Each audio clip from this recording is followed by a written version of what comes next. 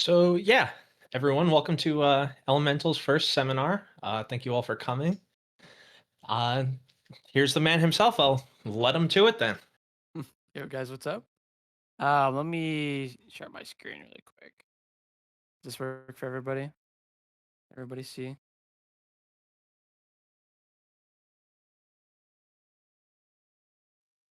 Yep, I Okay, can. make sure. So today, I'm going to be talking about comms. Let me pull my Epic Pen really quick. Sorry. And comms is something that is really difficult to learn on your own, in my opinion, because like if you want to learn gameplay, whatever, all that stuff, there's tons of VODs for you guys to go through. Like all the OWCS codes are public. There's a bunch of people that stream, right? But comms is kind of something that a lot of teams are locked out of. When I actually like just the other week, I did a session for a tank player where they're asking me about like how they personally can make their comms better, and they were recording their stuff, and I looked through it. And it kind of reminded me of this match. Was like this is what I wanted to go through mostly today. After I do like the outline and the intro and stuff. Um, there's a couple calm examples, but this one for I'll link this somewhere for you guys too if you want to watch it. I'll put it in like the event chat in this one. You guys can see this. This is from those of you that don't know, Contenders 2023, the last Contenders that happened. Um, Wisp, this is the team I joined them right before this stage, and then we ended up winning this Contenders versus Maryville, which is like basically full owl team. Very intense. The video is just the map 7. So I'll talk about like what I would expect from basic comms and the basics, and then we'll go through the video together, and I'll kind of show some of the examples of some of the stuff I'm talking about. So the very basics right away would be like the stuff everybody understands, doing ult tracking correctly, and fight planning. So these are like the first two things that are like super basic. We'll just get them out of the way, right? Ult tracking to fight planning.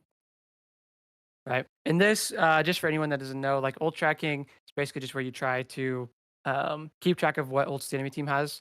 This is not that complicated, and most of it is like on your main support most of the time, and it's just their job to like get good at this and figure out how to do it. The only real advice I would give is try not to overcomplicate ult tracking, right? Don't try to get the exact percentages, any of that stuff, right?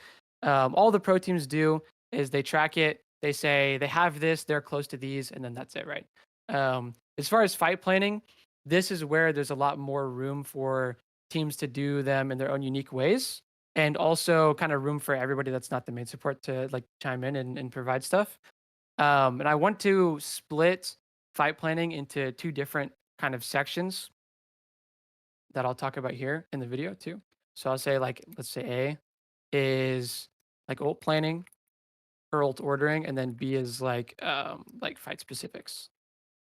Because what I would say, like the majority of comms, like maybe 10% of comms is ult tracking, like you do this all the time in between fights. And then this is like another 30%, which like these are kind of the two things that teams understand and they know, right? Like, oh, we're supposed to do a fight plan as in like, hey, let's start the fight with overclock, and then we'll if they match, then we'll be, right? Something like that. Where you just kind of generally try to order the ults that you have, and you're going to use them. Or if you're waiting for a specific ult, you're going to call which ult you're waiting for before you start the thing, right? But this is a little bit tricky. But again, I wouldn't overcomplicate it. Like the most complicated that this gets for pro teams is we say either we're gonna wait for this ult or we're gonna start with this ult, right? So usually there's ults that are like lower commitment level. We can start with overclock. We can start with rush, right? The ults used across the map and stuff. And then the only like more complicated addition to this is either like you just add one more step. Like we're gonna start with overclock, and then if they match, we're gonna do this. Like we're gonna use B afterwards, or start with overclock, and then if they use a specific ult, we use a specific ult, right? But like this doesn't get much more complicated beyond that. Just making sure that we know exactly what we're starting with, or we know what we're waiting for, and then we know what's the next ult we're gonna use, so that we don't blow 4 ults in that mid fight. Like after we pop the overclock. But what I want to focus most on after this is fight specifics, because this I think is the part that's not really well understood, and it's kind of difficult to teach because a lot of this is individual decision making and how to calm around your individual decision making, and how to calm like to set up your individual decision making. And so the way that I usually like to teach this is for fight specifics. There's like a couple parts of this. Like Map control, where on the map we want to try and get. Do we want to flip? Do we want to let them get somewhere specific, right? And then how are we actually going to approach the fight in like a general sense? Do we want to play fast or slow? But also like if we have an ult plan that's already made, right? Like we should have that most of the time. Say we're going to start with overclock. When are we going to start with overclock? How are we going to start with overclock? Like how are we actually going to make it work? What are we waiting for? Where are we going to go? That kind of thing. And it's kind of difficult. But through this video, like those are the things that I kind of want to highlight and look through is fight specifics because I think this is what most people struggle with, like knowing what exactly you're looking to try and do in these neutral fights. How do we create advantages? How do we make things happen? That kind of thing. So I'll just go through this. Let me turn the captions on too, just in case. We're just gonna drop If we go white point, they can just TP on us. You already hear them kind of talking about like map specific stuff, right? But Ready? Let's go. Ready. Go. Taking high ground, I'm taking high ground. I'm scouting. Lucio. saying what they're on, Lucio. Lucio Rissa. Is that a Torb? Lucio Maybe Torb. Lucio Curie. Soldier Torb. Soldier Torb, no sim, They don't no have a sim, sim. They don't have a sim. They have way worse spam than us. I can fight main, no? Okay, so two things have already happened. For those of you that didn't hear that, I don't have subtitles on. Someone said just general win con, right? We scouted what they're on. We said they have no sim, and then we said we have way better poke, right? Which is important. We're on Soj Torb. So keeping track of things like that, right? Like we saw what comp they were on, what comp we're on, and then we say just any general win con that you notice. We have way better poke, or we have way better, brawl or whatever, that kind of thing can be important to keep track of right away. But the first important thing is something that Riker, the tank, said, is that I can fight main, They have right? way worse spam than us. And anytime like I can fight main, no? I do a VOD for a team or I ring for a team. Sometimes I ring for some of the Face of Masters teams or something. One of the things they struggle with is understanding like where people should actually be fighting and why, and like how do you time things with each other is really difficult. Obviously, most people know like let's charge the Sojourn rail and then let's try to my Orisa fight so we can time the swing with my Sojourn and stuff. But actually setting up timing with your teammates starts here, right? Where do we want to fight? I can fight main. Is a really nice call because now Chopper knows my tank is going to go fight main, and that means all I have to do to time myself is just watch main, right? And then someone will peek because my tank is going to fight there, and it's already becoming easier for everyone to time things with each other. Okay. We can play for a carpet point. We can play for carpet test and Can we take the bridge right now? Yeah, can I push soldier? has Can you no come? fucking So this is the next thing that's happened, right? Is we decided to fight main. My tank Riker says we could play for cart, and then we see the soldier. This is the other thing we were looking for. The neutral is like, is anybody split? Is there an opportunity for us to go push someone or take an important part of the map, right? And immediately when they see this, everyone starts to time it with each other. I think it was Squid that said it first. Squid's mic used to be way worse. We can play for a carpet point. We can play for carpet test and But he says it right here, right? This is that kind of map move of the fight specifics. Can we take their bridge? And this is important, like constantly looking for in the neutral a piece of the map that you might want, or if we're not able to actually force this fight, if there's nowhere good to fight front to back, this is important. And Squid points it out, and then everybody hides, and everybody starts to time this with each other. Nobody's actually poking, and we're making sure that this move is actually going to be like very difficult for them to react to. Yeah, can I push soldier? Can I push soldier? Can you come? And then we 3, 2, 1 it together. Everybody runs at the soldier, spinning. Push him, push him. I'm with you. Curious, and it's just too hard for them to react to. you guys come? Push, 2v2. I'm with you. So we end up getting this kill here, right? So this is kind of like the very first thing that I want to talk about, which is when you're trying to approach neutral fights, understanding exactly what you're looking for and what you're waiting for, and making sure you're not just sitting around and waiting around, right? I dropped with you. Because there were two ideas to approach this fight just between the team, right? And actually figuring out what those ideas are depends a lot on the comp and depends on like this is where your actual voting or whatever VODs you're getting from other coaches are going to come into play. Like, how do you actually want to play the comp? What does your Orisa want to do? What does your Soj want to do? But these are kind of not the focus of this. Like, my Orisa is looking for a way to either fight main. Where is he going to fight? I'm going to fight left or main. And then my Sojourn is looking for either time something with my Orisa, or he's looking for a reason to be taking a better part of the map. And then as soon as that happens, someone points it out. And then when someone points it out, everybody hides. And this is a really important part too. That's like, We can play for carpet test and it's kind of difficult in the moment to see how much of a difference this is making, because when you do this, then it works, right? But like when you don't do this, you get punished for it. And this is one of the biggest mistakes I see is that Squid points out something we can do and he calms, he sees across the map that there's a really important part of it here. And then everybody hides and makes sure like, okay, we were fighting main a second ago. Now we're actually not going to do that. And everybody's just going to come together. My Lucio and my Soj are going to time this together. They're going to amp perfectly, right? And the most important part of timing, The rest of this is just like we kill the soldier and then we clean this fight up. We avoid trades. It's also this is a very hectic map 7 with a lot on the line. So like these types of comms, maybe not normally what you'd be screaming to avoid the trade in the mid fight, right? But Magic, you have ults. the first part of timing is making sure that when someone points out an idea or you do something, right? Like either it's can we fight main and we swing main and we're trying to time the rail or whatever, or we're trying to time some kind of split or trying to time like taking a piece of the map, is making sure that when someone says something and you think that to yourself that you want to do it, so like you're a chopper or magic in this scenario and you heard what Squid said, is that you make sure you stop doing everything else just for a second, right? And it just gives you 1 or 2 seconds of real downtime where nobody's fighting anybody, nobody's taking poke, where you can actually look at each other and time that thing together, and it just makes it all come together way easier. Okay, I'm stopping the rest of this whole fight. Let's look for a window when they walk through. Right, so this was the next big thing, right? Is we did the ult track. What did they say actually? What was our ult track?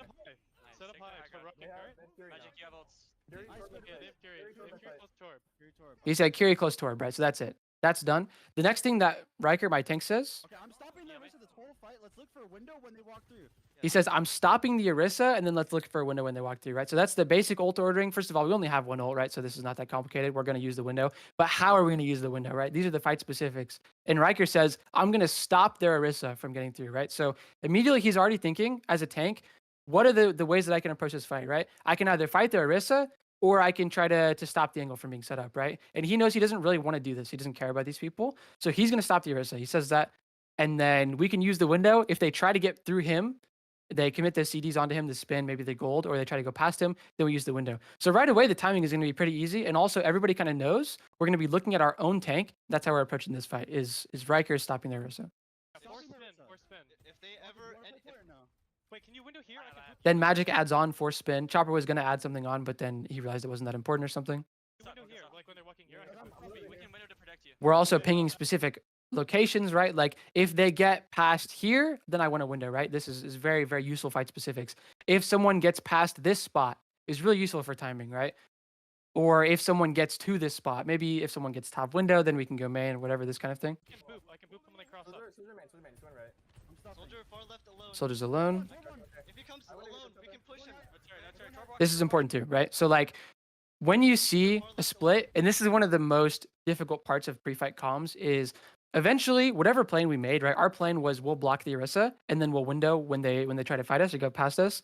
But your plane's not always going to be perfect, right? Like because your plane doesn't encompass how they're going to react to you. And this is where there's a lot of room for error, right? We don't know what they're going to try and do. We know they have Curie, right? But realistically, we don't know how they're going to split. We don't know if people are flanking, right? We don't know who all's where. So what Chopper just said is really important. When you start to see people split and when you start to see people react to whatever your plan is going to be, setting up in the early fight how you're going to react to it just with these basic ideas is really important. So what you hear Chopper say, he knows that first of all, someone scattered the soldier was left in the early fight. If he comes alone, we can. If he comes alone, we can push him, right? He says that. And that's really important because now Magic and Squid both know, they heard that. We know how we're reacting to the split already. And so instead of all of us reacting individually to the split when it happens, right? And then maybe one of us pushes the soldier, maybe 2 of us thought we should go around the soldier, whatever, right? We don't actually have to all make that decision in the moment because we all know when it happens, we know what was going to happen from our side. That's right. Torb walking. I have rail. Clean window rail. Soldier behind. Push up.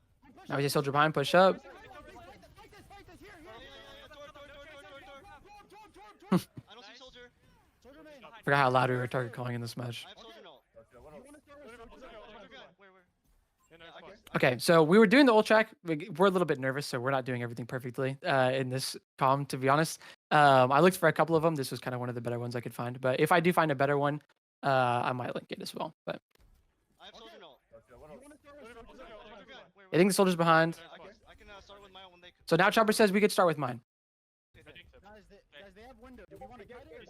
And you can also kind of hear something that Riker was saying in the background. Someone comes over him, but he says, they have window. We know they have window. Do we want to kite it or do we want to go through? Really important again, right? Like when I'm laying out the structure of this early fight, we got the ults in order, right? I know we're going to start with overclock. The rest of them is just up to the people to make sure they use their ults correctly. And then Riker is immediately thinking, when I approach this fight again as the Orisa, do I want to fight the tank? When they pop the window, do I want to go through it or do I want to kite? And that's going to let everybody position to react to this correctly. And this is something that's really important in certain metas. Like this was a slower meta back in the day. A lot of the metas nowadays are like really fast Curie Lucio metas. But this was a slow meta where like reacting to window was really, really important. And if you made sure that we calm this beforehand, our pre-fight positioning can like my backline can play really far. If we know we want to kite the window, it's really easy. My Arista can save his cooldowns, and it just makes reacting to that thing 10 times easier. Nowadays, this maybe looks more like planning whether you're going to map flip through a rush or whether you're going to match rushes or that kind of thing, right? There's a lot of things that this plays into, but just looking for these early fight decisions, like we know at the beginning of the fight, they're going to use the ult, right? How are we going to react to it? Start with my when they try to rotate. Predictive. Guys, they have window. Do we want to kite it? He's healing. Says, come on. Bubbles fight. Their soldier is behind us. Can we kill him? Say, can we kill the soldier? Yeah, you guys can chase Bubbles. Just left. He's out. He's here. No, he's down. Kill him. Vision's kind of trolling on soldier. Get fast. But again, we decide we want to kill the soldier early fight. If they use an ult, I'm popping mine. If they use an ult, I'm popping mine, right? This is important because we already decided we're using the overclock first, right? This is not the hard part of the fight plan. But then he goes a step further and he says, when am I going to use it? If they use an ult here, then I'm going to pop my overclock. And everybody knows instantly, we're not going to pop other ults. We're not going to get anything baited out of us. No, I'm popping mine. Okay. They've carried. I'm just popping. I'm popping it. Let me kill the bat.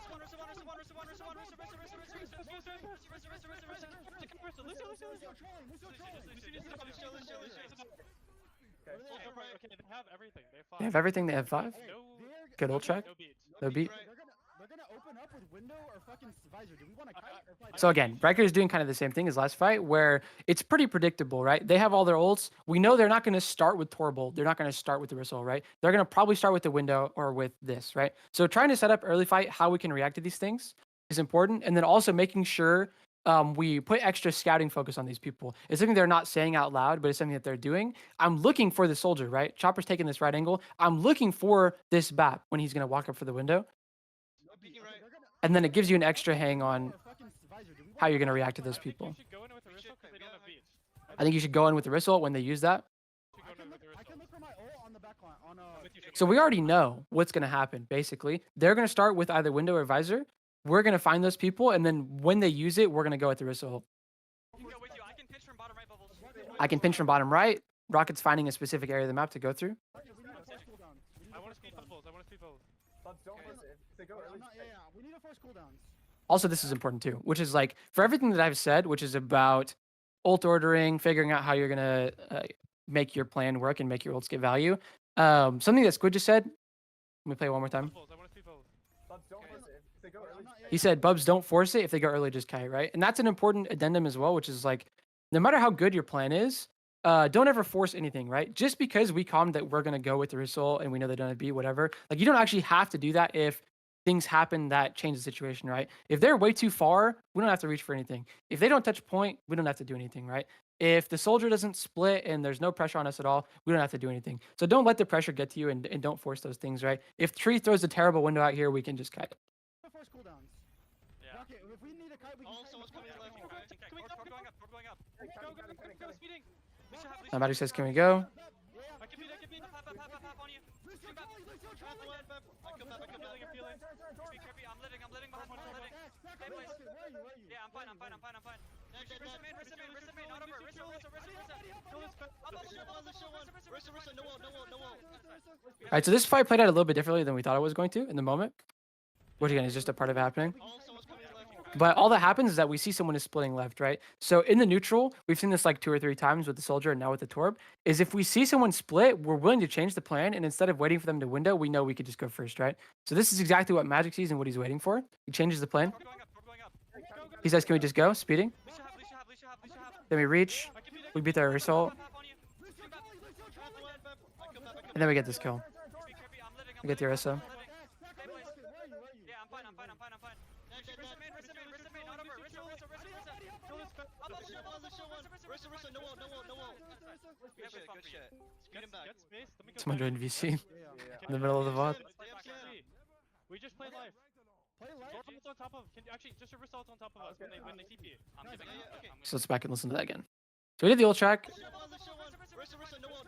What do you say that? Good shit. Speed him back. Get space. Let me go taxi. Yeah. Okay, he didn't check anything. Okay, he lucky missed it. So we call the swap. We just play live. Just play life. Play light. on top of. Actually, just a result on top of us when they TP. Risk ult on top of us when they TP, right? So we know they're on sim. We know probably instead of splitting the angles like they were before, we know they're gonna have to start the fight off with a TP. You said just a risk ult when they TP. Okay. I'm gonna give. I I'm want giving. I want to kill their sim. I want to kill their sim.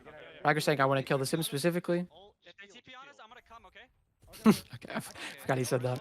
Beats. Yeah, you can. We So can. another word for Torbolt. I think just a whistle, maybe. Okay. So we're saying just a Orisa ult. Rocket said he wanted to use the Torbolt, and then we call him off. We said we think we can just use the Orisa ult, right? At least for now.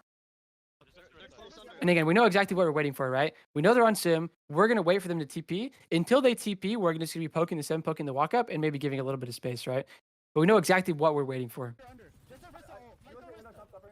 Come top, come top, top. I would say come top. I need kill. I need kill. Go left. Go left. Kill it.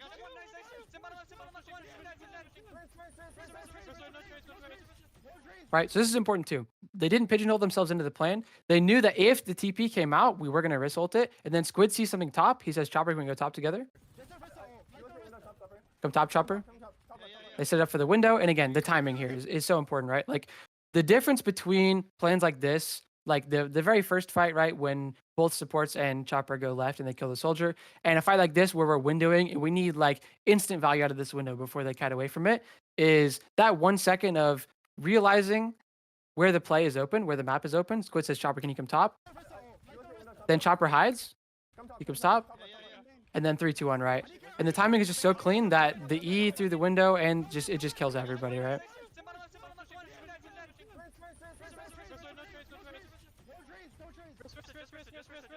Good, Nice, Chopper. What they Only use? window. They only. Yeah, they only. Drop Did they window? Magic is struggling with the ult track. Not really. Yeah, they did. Did they I don't have it use yet. They have beat. No, Orisa, just beat. Listen, they're gonna. Okay, so we're arguing about the ult track for a little bit, right? Riker was starting to say something. Let me catch what he was trying to say I again. don't have it yet. They have beat. No, Orisa. He was starting to say force dash. Listen, they're gonna get desperate and make a play. Just peel and win. Just peel. Chopper says just peel and win, right? So Riker was thinking about how he wants to approach the fight. He wanted to try and force the Genji death somehow. Chopper decides, I mean, we interrupt him a little bit for the ult tracking, right? And again, this is like a little bit more nervousness and higher stakes than usual. So they're kind of struggling with it a little bit. But then Chopper says they're going to make a play, right? They have no ults, and also they're a little bit nervous. So let's just play slow, peel, and we can win this fight. Another GP. Okay, the TP. I'm with you, Squid. Yeah, I'm watching it. Twist it away. Back one, I'm living. I'm out. They're on rocket. They're chasing rocket. Push up. Okay, so this is important too, right? So we made the plan to just peel, play slow, and win. The window comes out, and we kite. Then we see that they all chase rocket on his kite, right? We're all paying attention. And so they say, we have to push for rocket, right? They're chasing rocket. Push up. So now we push back in. We whistle. Kill the sim. Pushing back. Oh, okay. Turn.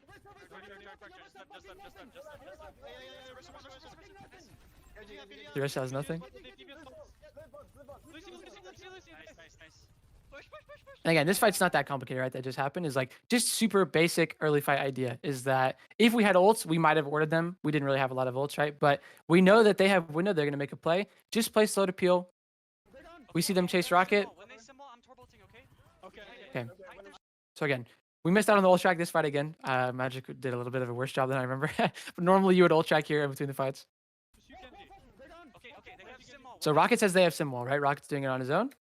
Symbol, I'm torbolting. When they sim wall, I'm turbolting, right? So this is an easy plan. So then Chopper, as a person with an ult, and also I think Magic has beat here, right? If you're someone else with an ult and someone on your team calls to ult, I'm thinking about how am I going to ult after that person, right? So if I'm Chopper in this scenario and Rocket says when they sim wall, I'm turbolting, which is good, by the way. Like it's just really easy way to live the sim wall. If I'm Chopper, I'm thinking we're probably going to kite that sim wall then, and we're going to be playing slow. Where do I want to overclock in this mid fight, right? And so he's just going to find somewhere. He doesn't necessarily need to calm this. You can say I can overclock after. Okay, he says I'm saving my ult, exactly. Just bait them into us with symbol. They're just so We're fucking saving window. We're saving beat.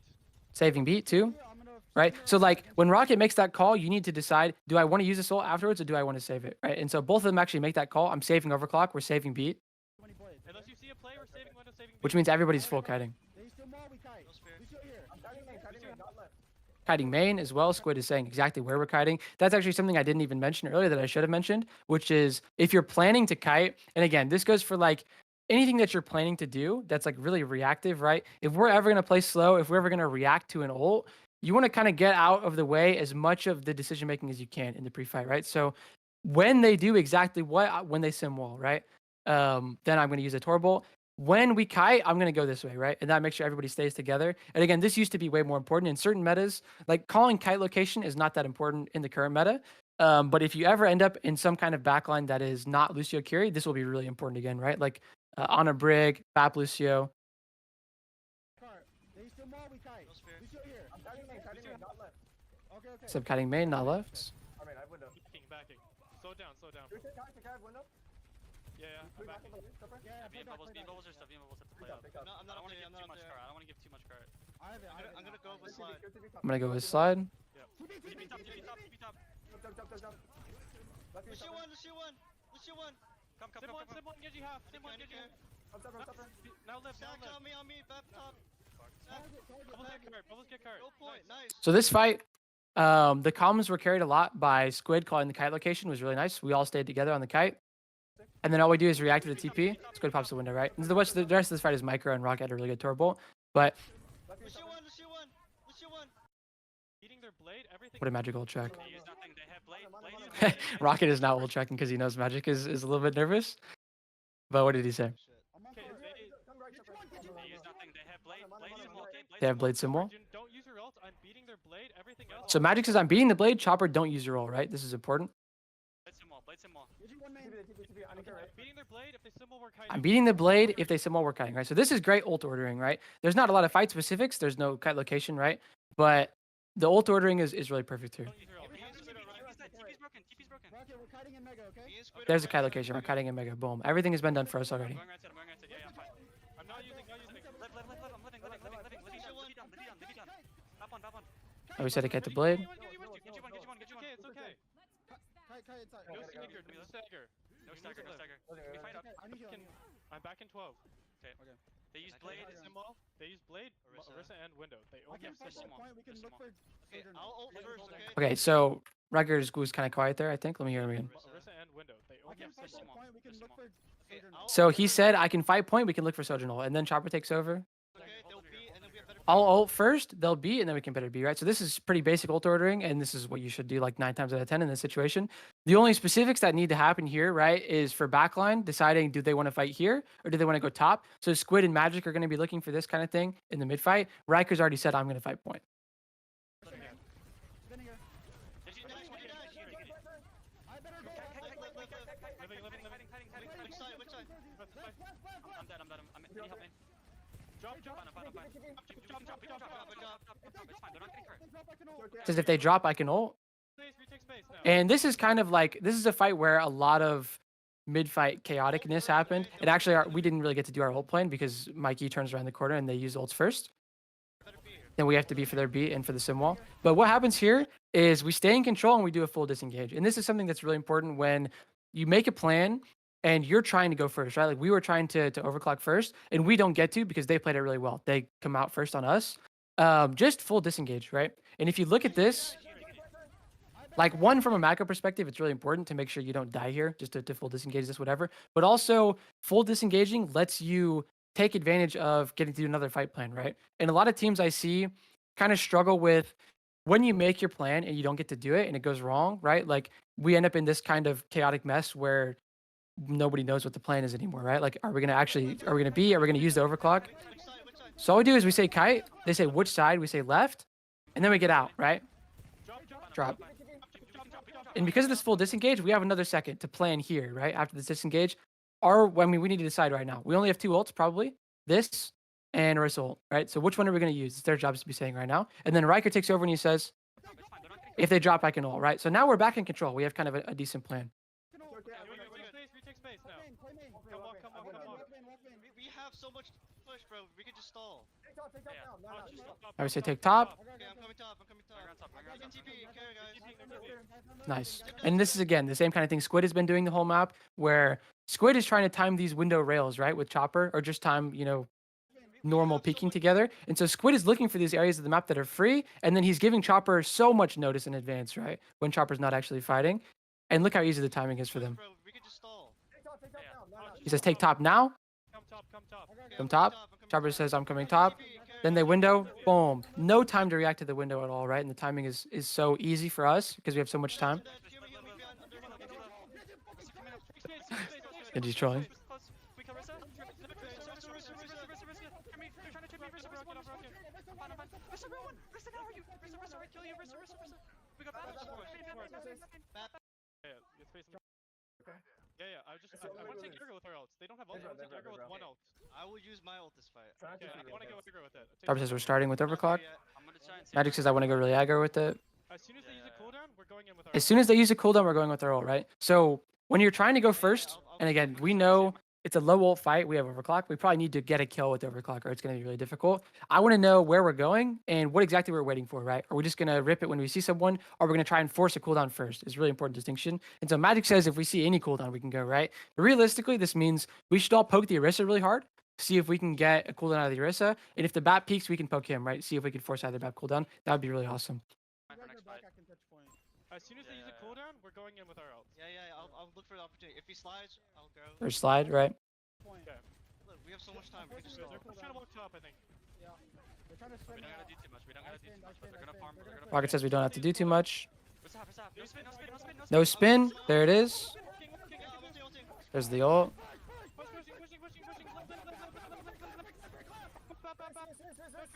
Nice. And again, the timing is so easy because we already know exactly what's going to happen in this fight. We're going to use overclock. Bubbles can decide how to use, or sorry, Riker. His old name was Bubbles, so I might call him that through the VOD. But he knows he's going to use his own ult at some point, right? That's up to him. But the plan is to overclock. We saw Mikey use these cooldowns. Now we know as soon as we live these Orisa cooldowns, we're just going to overclock. Everyone knows we're going to push.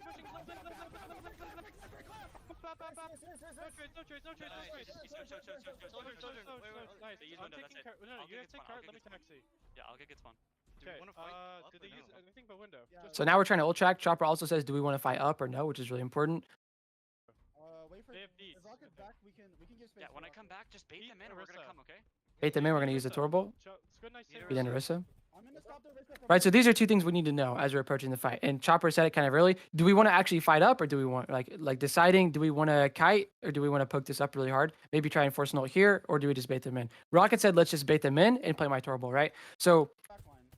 when I talked about fight specifics at the beginning, and when I was just talking about it as a vague concept, it's kind of difficult to give examples of that kind of thing because, again, so much of that is like the individual fight that's about to happen. The easy thing you can do as a player with an ult is just take it upon yourself to do some of those fight specifics, right? So we've kind of seen that when Squid has window, he kind of brings Magic and Chopper around for him, and he's looking for those window spots in the mid fights, and he's helping Chopper time it with him, right? And then same for the rest of these people, right? Rocket right now has ult, so it's kind of his job. He says, how do I want to play the fight specifics of this fight, right? Just bait them in, and then how does it work best for my ult? And 9 times out of 10, the person with the ult is the best person to help provide those fight specifics. If you're a really smart player or you do a lot of the calming on your team, then maybe you can like usually supports or tanks kind of do that a lot more often, especially on like some of the face of teams or stuff.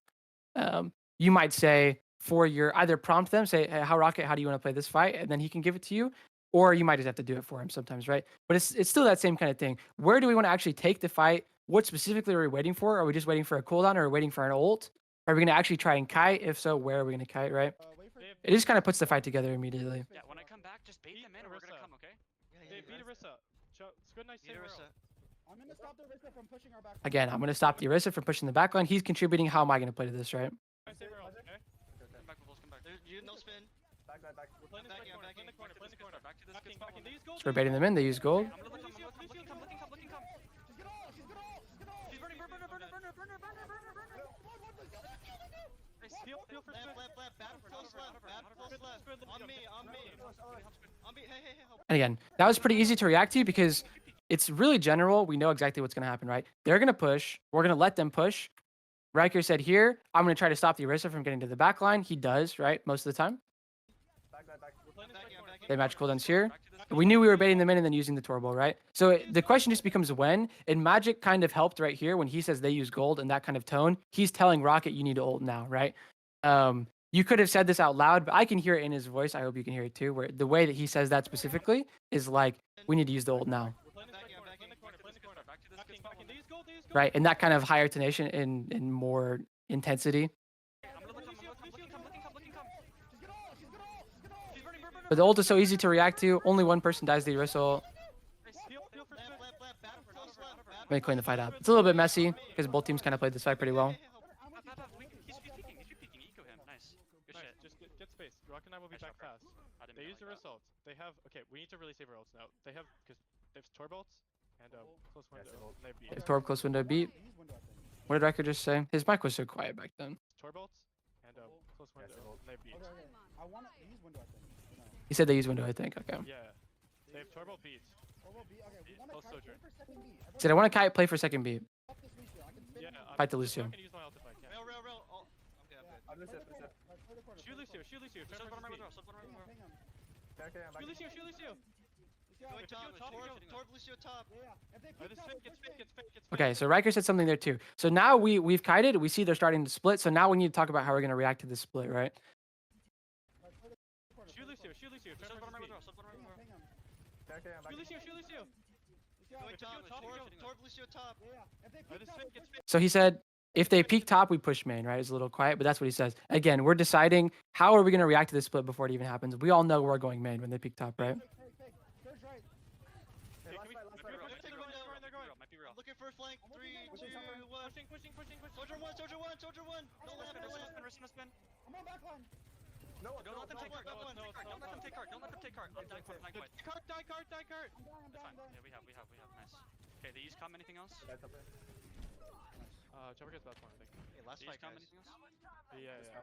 They only use Kim. They have beat Soldier not soon. and beat Surge. Beat Surge. Surge. Okay. Let's try to play for my They're ult off and guard. then look for Charger null. Play- Can we go top? keep- Can we go top? Wait. They're off card. I'm good spawn. So Riker said, let's play for my ult, and then we can look for Soldier null after. Guys, take high ground. We can look for Back second three. B. Take high ground, look for second B. Yeah. Play slow. I can maybe get a pick. I'll have my ult. Play slow. Right, so these are all general ideas going into this fight, right? Riker says play for my ult, we need to farm our Soldier null. We say play for second beat, which also tells everybody that we're probably kiting in this fight. We're going to let them in, we're going to play slow. Bridge. 3, 2, 1. Walking. I've been open. Up, up, up, up. Back. I can kill. No lamp. No trade. Okay. I'm dropping point with you. Top one. I'm I living. need to grab Mega. I'm not there. They use window. Okay, just living. Still, still. Wait for our ults on this side. I can peek top with my ult if you guys can walk. Yeah. Going top. Ready? 3, 2, 1. Push. Right, so this was kind of sneakily the same thing we were talking about earlier, where the first plan that we made, first of all, it's not even really a plan to win the fight, right? Because all we're planning for is second beat, and we're planning for farming our Soldier null, right? Those are super reactive things. So we don't win the fight off of this plan, right? We probably weren't ever going to win the fight off of this plan. But when we don't, we actually take a full disengage here, and then we make a second plan. And this is a really important part of comms, is like, sometimes you just don't get to make a plan that's going to win the fight, right? Like, we didn't have good ults here. We didn't have good map position. Drop one. So our first set of comms is just a general idea of how we're going to play the fight. We're going to play slow, farm our ults, make a second beat. And then once the opportunity actually arises, we fought a little bit. Now we have this ult. Chopper does his full disengage. Okay, just living. Squid is saying chill, right? Everybody chill and disengage. Now it's Chopper's job. Let's time this Soldier null 3, 2, 1 top. Our ults on this side. I can peek top with my ult. I can peek top with my ult if you guys walk, right? And then look, Squid comes here at the same time. Going top. Ready? 3, 2, 1. We peek. They call a push. We peek. We wrestle. Soch here. Back point. 9 point. Trade back point. Nice. Die point. Soldier. Trade the BAP, and now we're in 1-5 territory. Yeah, they beat and window. Surged. Hey, just remember, we can Is that take the window? if we have to. Yeah, they The did back it has right. bad spawn, guys. They have a risk. Squid just said something. Hey, just window. remember, we can Is that take the window? if we have to. Squid said we can take a dry fight if we have to. Bad spawn, guys. They have a risk ult. That's fine. Moira. Kiri. Okay. I can stop the Orisa from getting on us. No. Again, same kind of thing. Riker's deciding I can stop the Orisa from getting on us, right? We just play spam Marissa, they've low heal, okay? Play for window. And also, when they make a swap, this is something that's really important too, is we were hard tabbing. We saw that Tree swapped from BAP to Curie. Now we know just slight adaptation. They have less heals, right? We can play to shoot the Curie a lot, or shoot the Orisa a lot more, just because this person's healing less than they used to before. So very slight adaptation. Hey, no. We just play spam Marissa, they've low heal, okay? Play for window. I'll have my Shoot rail. the service, Call shoot when the you're service. Play for window. I'll have my rail. Shoot this risk, we can force gold. We need to just slow down for ults. Yeah. Play this corner. Play this corner. It's really bad for them. Slow it down. And again, these kind of calls, slow it down, playing for a specific ult, these mean by default that everybody is probably kiting, right? Shoot them. I can turret. They're re-peeking. They have Curie now. Yeah. You could get one shot. Carry this left side. Turret, right The other flank bottom right. Can you let My car turret walk? has it. My Open turret window. has it. Switch bottom He right, says switch let bottom card right. walk. So now Squid has window and he's thinking about how I want to do the window. He says let card up a little bit to make this window better for me. Cart walk up a little bit. Carry switch flank. Robert Farming is holding his rail. I have rail if you ever want a window. Yeah, yeah. Switch main. Switch main. They might go fast under. I almost pushing have now. come. Okay, I'll let them to play. I'm gonna stop the Arista from pushing. I'm going to stop the Orisa. Shoot Arisa. Shoot Arisa. Trolling. Shoot Orisa. Tor flank. Tor one. Respond. Tor one. Living. Winnable. Switch one. Almost like Lucio point. Soldier far left rail. Soldier far play left calm on point. They have to touch. Push now. And then here with Torabol, we killed two at the very end. So realistically, there's only a couple ways this fight could have gone, right? When we say we're looking for the window, there's only a couple things Squid is waiting for, and we didn't actively say it out loud, right? But we're waiting for the Orisa to swing here, and then we can like force a CD out of the Orisa, or we're waiting for someone to try and split somewhere. And both of these things kind of happen at the same time, so they just react to them naturally. But the only thing I would add in this fight maybe would be for Squid, maybe saying like a specific of I want to force this Orisa cooldown, or wait for the Orisa to walk, right? Or watch for his split or something. But Switch one. Almost like Lucio point. Push now. Push. Lucio. that everyone screams when we contenders, right? But the point I want to try and get across, and sorry if that was a little bit unfocused, but a lot of these comms and the reason why it's kind of hard to teach is there's not a lot of VODs, and a lot of this is fight specifics and learning how you can set up individual decision making. The most prominent examples from this that stand out to me the most, and a lot of this changes slightly meta by meta, right? Like we're not trying to set up window rails anymore in 2025. Whatever kind of thing is happening now. But there's two things that are really important. And the first to me is timing is kind of a result of this type of comm structure where the people that are timing things together. So in this comp, it's like my BAP, this guy, my BAP, my Soj, and my Lucio, who's not on my screen right now. Those people all understand that they are timing things with each other a lot, right? If we're playing another comp, maybe it's my dive tank and my tracer, or maybe my dive tank and my tracer and my Genji or something. Or maybe my Soj is holding rail to time it with his frontline, his ball tracer or something, right? It changes a lot for the comp. But you should be having a decent idea of who actually you're timing stuff with in the comp together, right? And we're kind of this mini little duo or trio within the rest of the team. And then we look at each other a lot and we try to give each other warning of the plays that we want to make and the map space we want to take a lot. And Squid does a great job throughout this whole map of he carries basically 3 or 4 fights by giving Chopper plenty of awareness of how he's going to try and set up a play. And then Chopper has plenty of time to time that with him together. And Squid is making it so easy to do, right? That first fight where he calls that, I'm not going to go through and find them all again. But this is the thing. If you want people to time things with you, if you're a tank player, you want your flex DPS to time things with you, you need to look for that, like look at them specifically, like literally in the game. When you're in the game, look around for where they are and what they're doing and pay attention to what they're doing. And same, if you're the flex DPS and you're trying to time things with the ball, like physically look at the person that you're trying to time things with and see what they're doing a lot. It'll help you. And then give them warning and say, maybe I want to go this place, right? They should have 3 or 4 seconds to be looking to time things with you together. Right? They should never be kind of rushed. So this is the first thing. The timing is so clean. We get like 3 or 4 fights off of just window rails. Chopper and Squid's timing is really nice. Chopper and Magic's timing is really nice. The second thing is general approaches to the fight. This is something that you see Riker doing a lot in this meta. Tanks kind of have to do this a lot. Kiri Lucios have to do this a lot right now with deciding like whether you want to like try and flip the map through behind the enemy team, or do you want to just sit behind your tank and take like a more normal like BAP Lucio style type of fight. But here you hear Riker saying a lot, I'm going to match the enemy tank here in this position, right? Or in this position specifically, I'm going to match the enemy tank. So like when we were doing this first defense of the retake, we were holding up here. He said, I'm just going to fight the Orisa really hard, right? And this is kind of like a general fight approach thing where if you're someone who has a lot of jobs, which is usually like the tank or the support players, like main support players, giving your teammates an idea of how you're going to be playing the fight helps everybody play around you properly, right? Immediately, I know if my Orisa is just going to fight the enemy Orisa, that first of all, if the enemy Orisa uses a cooldown, that we can all just fight him together and kill him, right? But I also know that my Orisa is not watching any flanks. I probably need to be watching flanks. We need to give him a hard pocket on this corner, this type of thing, right? It just helps everybody kind of understand. If you're a Lucio player, this might look something like calming who you're going to split with in the mid fight, right? I want to go with our Sojourn or I want to go with our Tracer. Here we're playing Torb, so he's not really splitting with our Torb. But today that happens a lot more where like Lucio and Curie players need to do a lot of calming of who they're going to be playing with, who you're going to be pocketing in the mid fight, right? Who can kind of play more aggressive and higher resource and that kind of thing. They're using ult, I'm popping mine, But okay? outside of that, maybe I would also add for ult ordering, and this is kind of something in my opinion it's pretty easy to do, so I don't spend a lot of time actually teaching this, right? Like ult ordering is just usually like 1 or 2 ults at the beginning of the fight. Start with this, we're gonna use this after, right? But an extra step of that's more advanced and makes it more consistent is understanding exactly when and how those ults are going to be used in the order, right?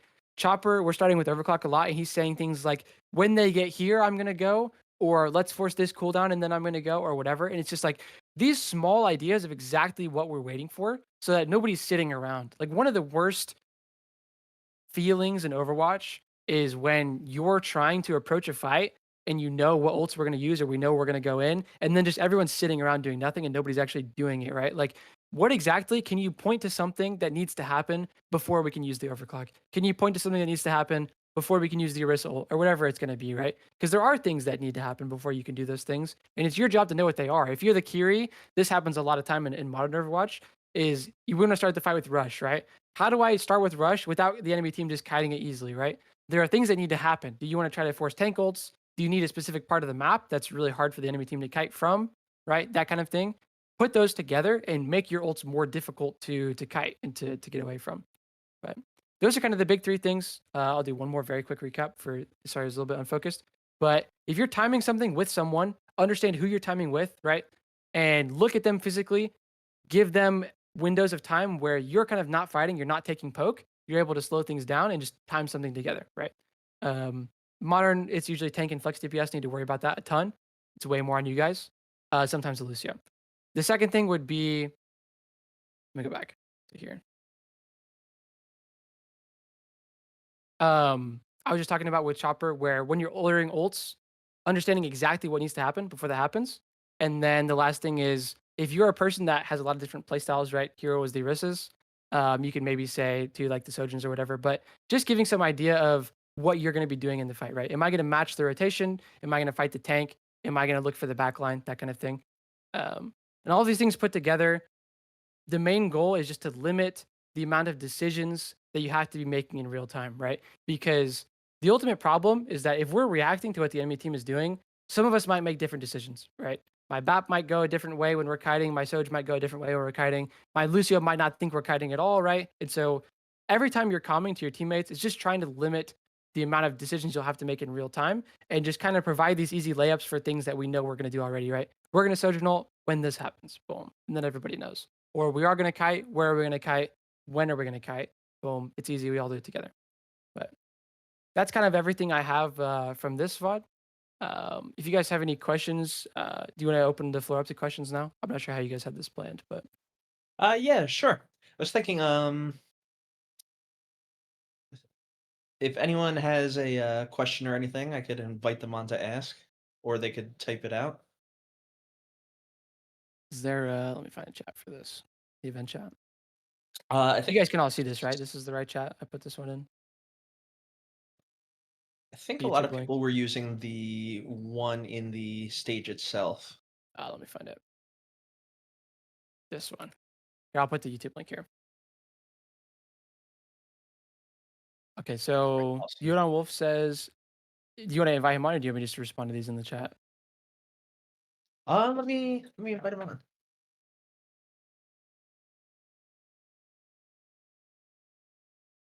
Hello. Yep. I saw your question again, but do you want to just say it out loud for anyone that wasn't looking at the chat? Of course. If you're not used to comboing with anybody else, like let's be honest, with a lot of people who join teams, they're not used to playing with others. A lot of people solo queue. So how can you start getting into good habits with that? I think the 2 biggest things I would say, and one of them I said it kind of early on, is like just physically look at your teammates a lot more than you're used to doing. And there's something that goes along with that too, which is what happened this first fight. When we realized we want to go left, what Chopper does is he stops shooting people and he stops fighting, and he just goes behind a piece of cover right here. We can play for card contest, and when Squid says that. And if you just get used to doing these two things, right? When someone's talking or when you're talking, you want to combo, just kind of everybody go behind a piece of cover and stop fighting, because fighting, you'll take some damage, then you need to get healed. It slows this whole process down, right? It distracts everybody. Just hide somewhere and then physically look at your teammates. And then it becomes a lot easier to time those things together, right? Because you'll know, one, where they can go realistically and where they can't go realistically. If they're fighting somebody, if they have their cooldowns forced out, and this goes especially for frontliners. Like if you're a tank or a flex DPS, just look at each other and then hide while you're trying to time this thing. It'll give you a lot of time. Hopefully, you won't have people getting chunked down and needing to be healed and slowing this whole thing down. And then it gives you a lot of time to talk about exactly how you want to do it and set it up. Perfect. Thank you so much. No problem.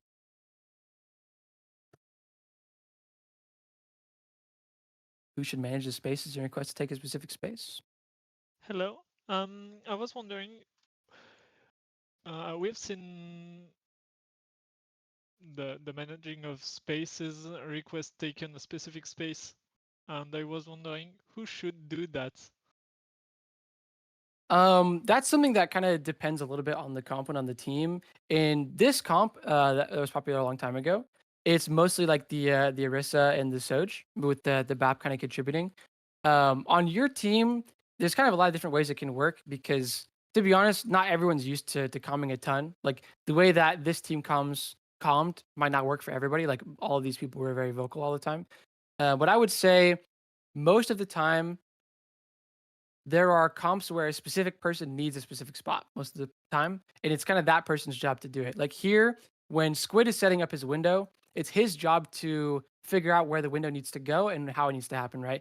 Do I need my tank to fight their tank really quickly, right? And then say, hey, can you fight the tank or that kind of thing? And then same thing when Chopper has overclock, right? It's really important for him to say, oh, I want to get to this spot. Maybe I want to get to their bridge, or maybe Magic come with me, Lucio come with me, that kind of thing.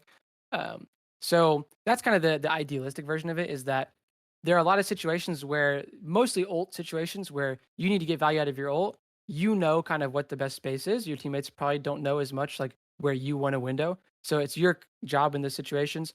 But realistically, that's not always going to happen. So like I said in the fight where Rocket wanted the Tor Bolt, like just tab in between fights, see who on your team has the ult, and then if you notice they aren't doing it, then just prod them to do it, right? Like say if you tab and then your Soj and your Orisa are holding ults and not saying anything, then just say to them, "Hey Chopper, where do you want to play?" Or "Hey Riker, where do you want to play?" And then they'll, it's their job to say, "I want to get here for my overclock.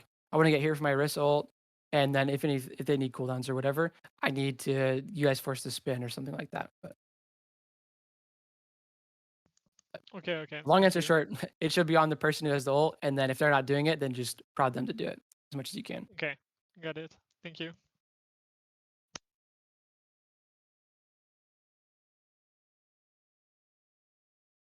Howdy. Yep.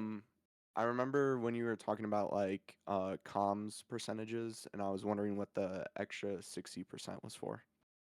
Oh, that was the fight specifics. I forgot to write it next to the fight specifics. But most of it should be the fight specifics, which are like, how exactly are we going to approach the fight? What are you going to do specifically, right? So when Riker is saying, I'm going to fight the enemy tank, when Squid is looking for those opportunities to say, hey, Chopper, come here with me, right? Like what parts of the map do we want? When are we looking to do things, right? Like maybe just mostly the when and the where, right? Because we know, like, based on the ult tracking and the ult ordering, we know what ults are going to be used. We know what ults they have. The fight specifics are about where do you want to fight and when are we actually looking for it, and specific like how are those ults going to get used specifically. Yeah, I have one more question. Yep. I'm a high school esports player. What's one thing I can do to be seen by college or pro league coaches? I would recommend just trying to play and face it as much as you can. Like, are you on a face it team already? No, I'm in Team Steel, which I don't know if that's a face it Team team or still? not. I would, like, if you're maybe pitch to your team if you're already on a team that you guys Mhm. like join the open division to face it. Okay. Whichever one you can get in first. Or if they really don't want to do it, you could maybe even just play on two teams if you have the time. Mhm. I don't want to like suggest that you leave your team or anything, but Yeah. face it is important, and it's a really nice kind of like closed ecosystem where if your team does well, then you get moved up and you get seen. And that's Mhm. kind of the first step I'd recommend probably. Okay. Thank you. No problem.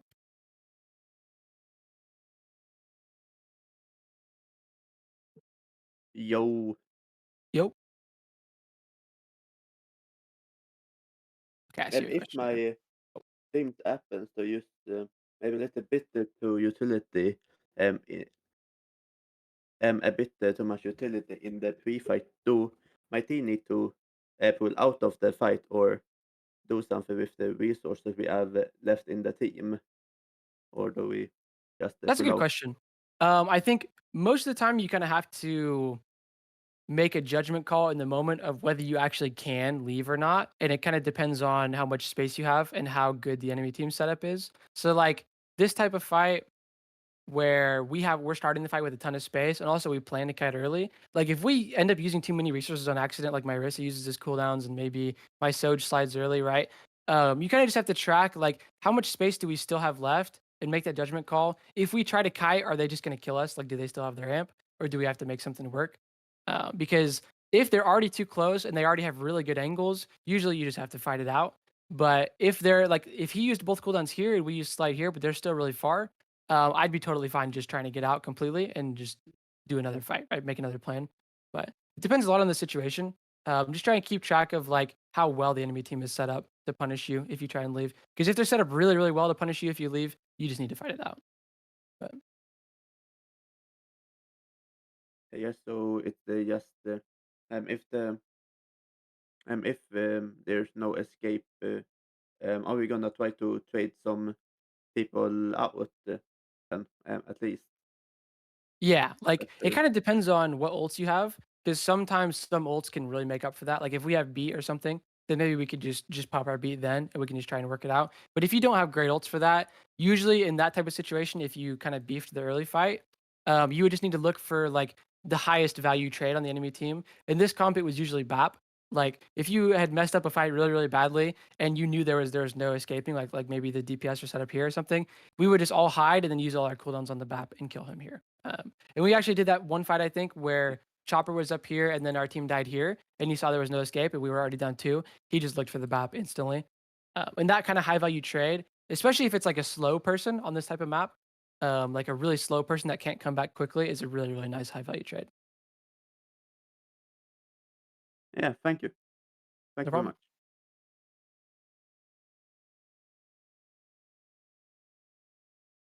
much. No. Can you hear me? Yep. Okay. My question is kind of like a two-way split, but if you're playing a comp that wants to go like really fast, I don't know, like double flex, monkey, or younger queen, Jotes maybe. Mhm. Is there any part of this that needs to be like focused on more than the other parts? Do you understand what I mean? Yeah, that's actually a good question. The main thing I would say, I've been trying to open up Overwatch for a second so I can like get into a map to answer your question, because the ult tracking and like the ult ordering, that never really changes per comp, but the fight specifics and what exactly you need to be focusing on, like of the where and the when, change a lot comp to comp, and especially like you said, based on the speed of the comp. Like this was a pretty slow comp, so all we had to really decide was like, are we fighting here or are we kiting? And that was like most of it, and then like where are we going on the map. But in that type of comp where he said like double flex DPS with monkey or double flex DPS with ball, like those type of comps are really popular right now. Let me see if I can get in Overwatch.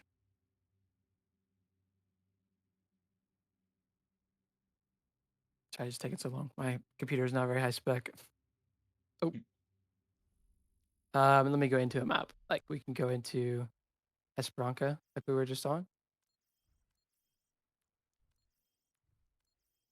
Okay, CJ will not stop. Okay, whatever.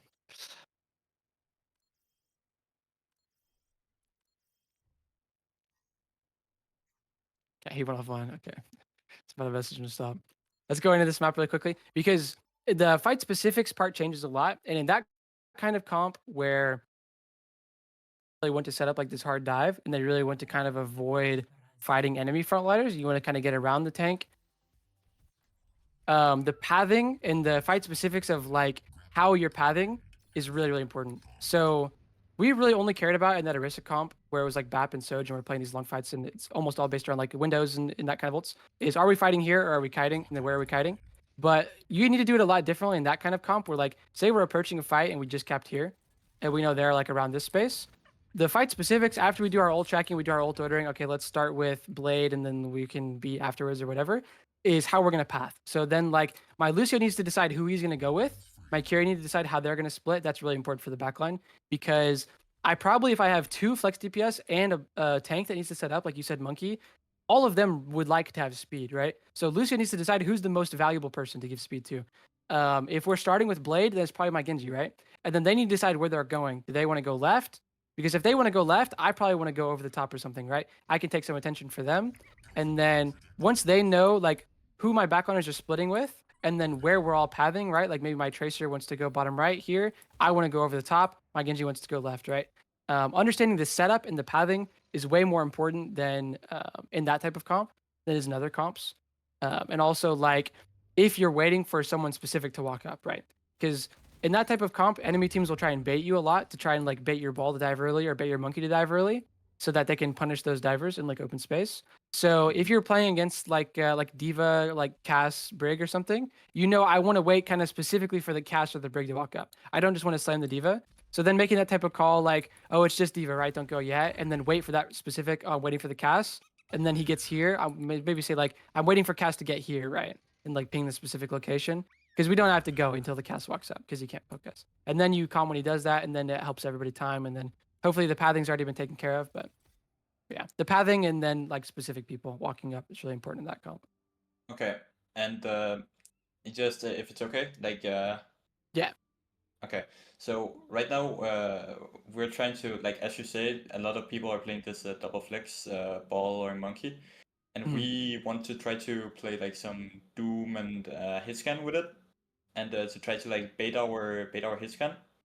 What about the comp structure and like those type of comps, if you know what I mean? Yeah. The only thing that really changes is like your Doom, your Lucio, your Tracer, or whoever you have with the cast can still do the same kind of things where like we're talking about pathing. The only thing that changes is your cast needs to calm a lot more of what he's doing. Because in that type of comp, especially if you're playing with Lucio Kiri, there's not a lot of resources to go around. So like there's kind of only 2 play styles. Either your Lucio Kiri are gonna help your frontliners dive, and you're kind of just expecting your cast to die and like let him trade out or whatever, then you guys can get value. Or we're not expecting him to die and he needs to calm like, hey, I really want to fight here, right? Like fight around me, and then he needs to calm for that pocket. And then your Doom and your Tracer can kind of like bait your cast somewhere far, and your Doom and Tracer are more like punishing the rotation. And anybody can kind of make like your cast doesn't have to be the one to make that call, but someone needs to decide like, are we actually pocketing our cast, like keeping him alive, bait him somewhere, and then my Doom and my Tracer are just punishing? Or are we going to let him trade out, right? Like, hey, cast, just bait yourself, and then we're going to go forward dive their high ground, right? Or something. And then my cast can peek here, and then my Lucio Tracer were actually like up here, and then they trade the enemy backline or something. But you need to know, like, is he actually getting pocketed, or are you just expecting him to die? And it changes the way your backline plays a lot. Okay. Thank you so much. No problem.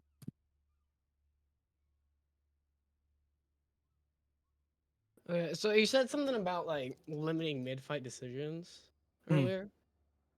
How do you know when you're making too many?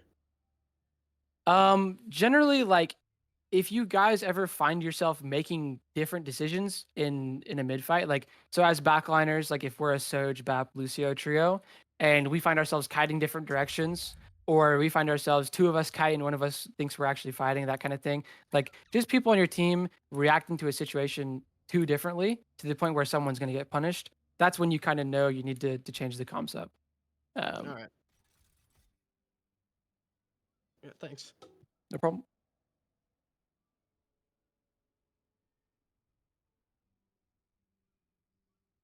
I see someone else typing, so sure. They can also see the chat. For me? Oh, I can see it. Yeah, I can just say your questions out loud if you guys don't want to come into the stage. Stage fright. I get it. Some people are probably in bed too, but okay. Gojo versus full power Sakuna. Who you got? Okay, this is a controversial, but Gojo wins. Sakuna cheated. Yep, that's absolutely true. But Sakuna cheated. Okay, I My have a man, lot of I people agree. typing. Several people typing. Oh, that one, yeah. People resonate with that one.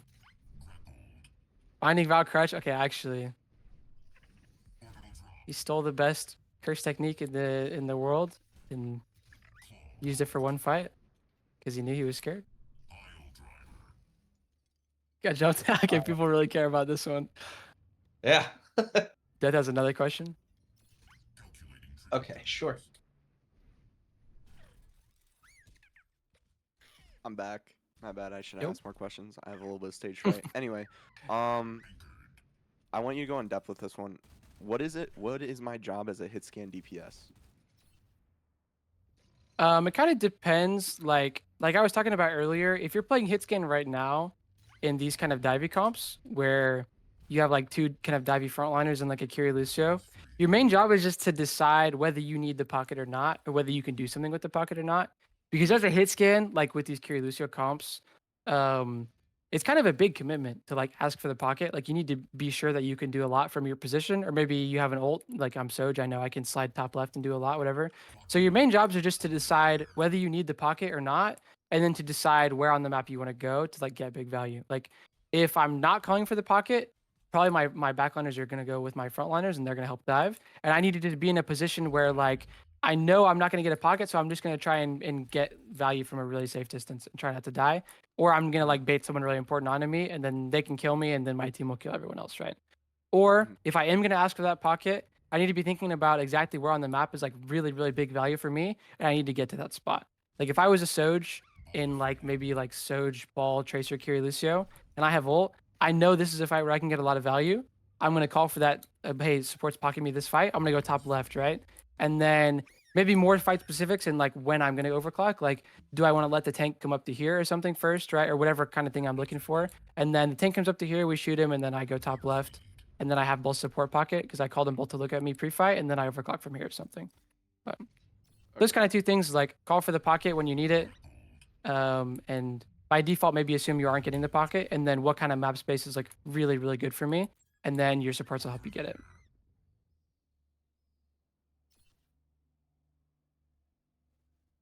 Sway has another question. I just wrote that down on a dollar bill, so it's Oh. worth a lot. I couldn't find any paper. All right, get someone else up here. Sway, do you want me to read your question out loud, or do you want to come back up? If you guys don't want to come on, I can just read your questions out loud too. Hello, I'm back. I was wondering to follow up the baitcom questions, since I'm the hit scan of this team. You mentioned Cass and not Soy. Why? Because we are currently playing this comp with Soj, since it has more mobility and vertical mobility. Mm-hmm. Yeah, I mean, I think So- Soj is kind of better, to be honest. I mentioned Cass because someone else did, or maybe it was just because I was just watching Seeker play Cass in the match that was happening right before this or something. But there wasn't really like a real reason. It's just whatever was on my mind at the time. But there's no problem with Soj at all. Because we have seen some dive with the Cass. So Yeah, I mean, I think it's kind of just like a preference thing for most of the teams. But okay, but how can you bait and dodge with the Cass, since he has only a roll? with Cass, it's a little trickier. Like, I think the main way that most teams are doing it is they're playing Cass with a sim. Like that's what Nightmare was doing today, and that's what Alcazio was doing earlier today too, I think. And they have a built-in way for the Cass to get out of jail free. Like either it's like Diva DM plus the sim TP, and then my sim and my Diva are just kind of looking at my Cass, or my Cass is still kind of doing like the hey, I need the pocket or I don't need the pocket, and like where he wants to go. But then we're just saving the TP and the DM for him, and it's like a little bit extra resource. But it's a little bit of a different playstyle because the Soj kind of does it on his own, and the Cass kind of needs the help of the team with like the DM and Suzu and the TP. Okay, thank you. No problem.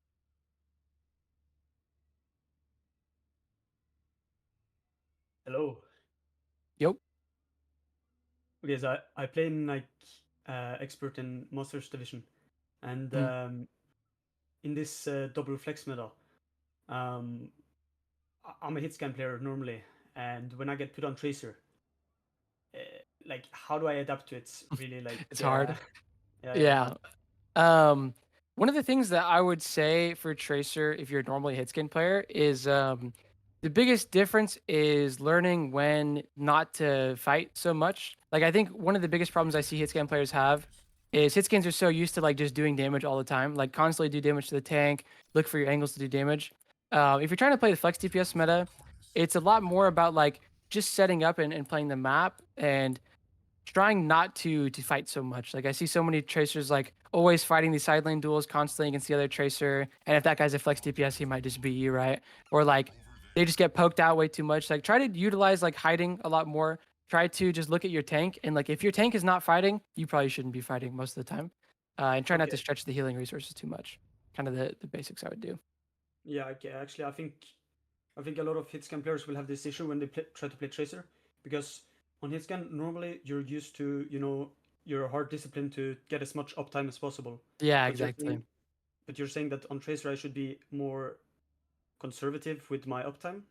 Yeah, exactly. Like I think a lot of hit skins, like you said, like they're so concerned with uptime and doing the maximum damage because that's like really, really valuable out of that role. But on Tracer or like sometimes the hit skins even get forced onto to Reaper or Genji or whatever. It's a lot more about um, just playing conservative, trying to find the best setup that you can, and like looking at your tank and making sure all of you guys are playing the resources properly and like not forcing your healers to be really stretched around and making sure they get to play the game like DPS too is like really big. Like if you're playing Kiri, Lucio, Tracer, Genji, one of the big advantages of that comp is that your Kiri and your Lucio can actually do a lot of damage because you guys shouldn't need that much healing.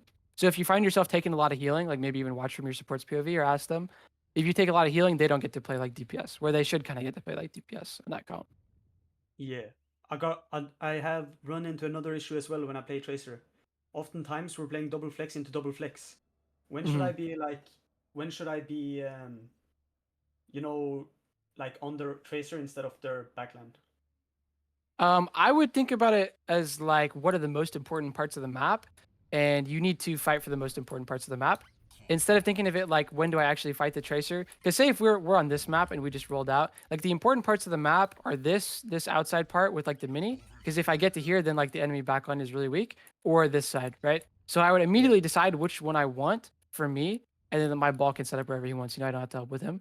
And then where my backline wants to play. Because if my backline wants to play here, then this is the most important part of the map, and I need to be fighting here. And then if Tracer comes here, I'll fight him 100%. But if he's not here, then I don't have to fight him because I can reach for a backline here, and my backline can just walk up this way. So it's mostly about like understanding where your backline is playing, and then what parts of the map become really important.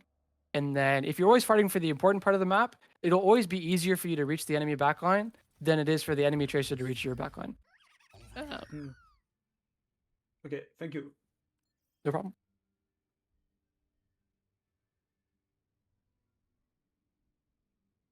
Yes. Yep. How do we as a team react with like the enemies is like switching team comp that is generally better than ours? How do we adapt to their switch to better utilize our team comp?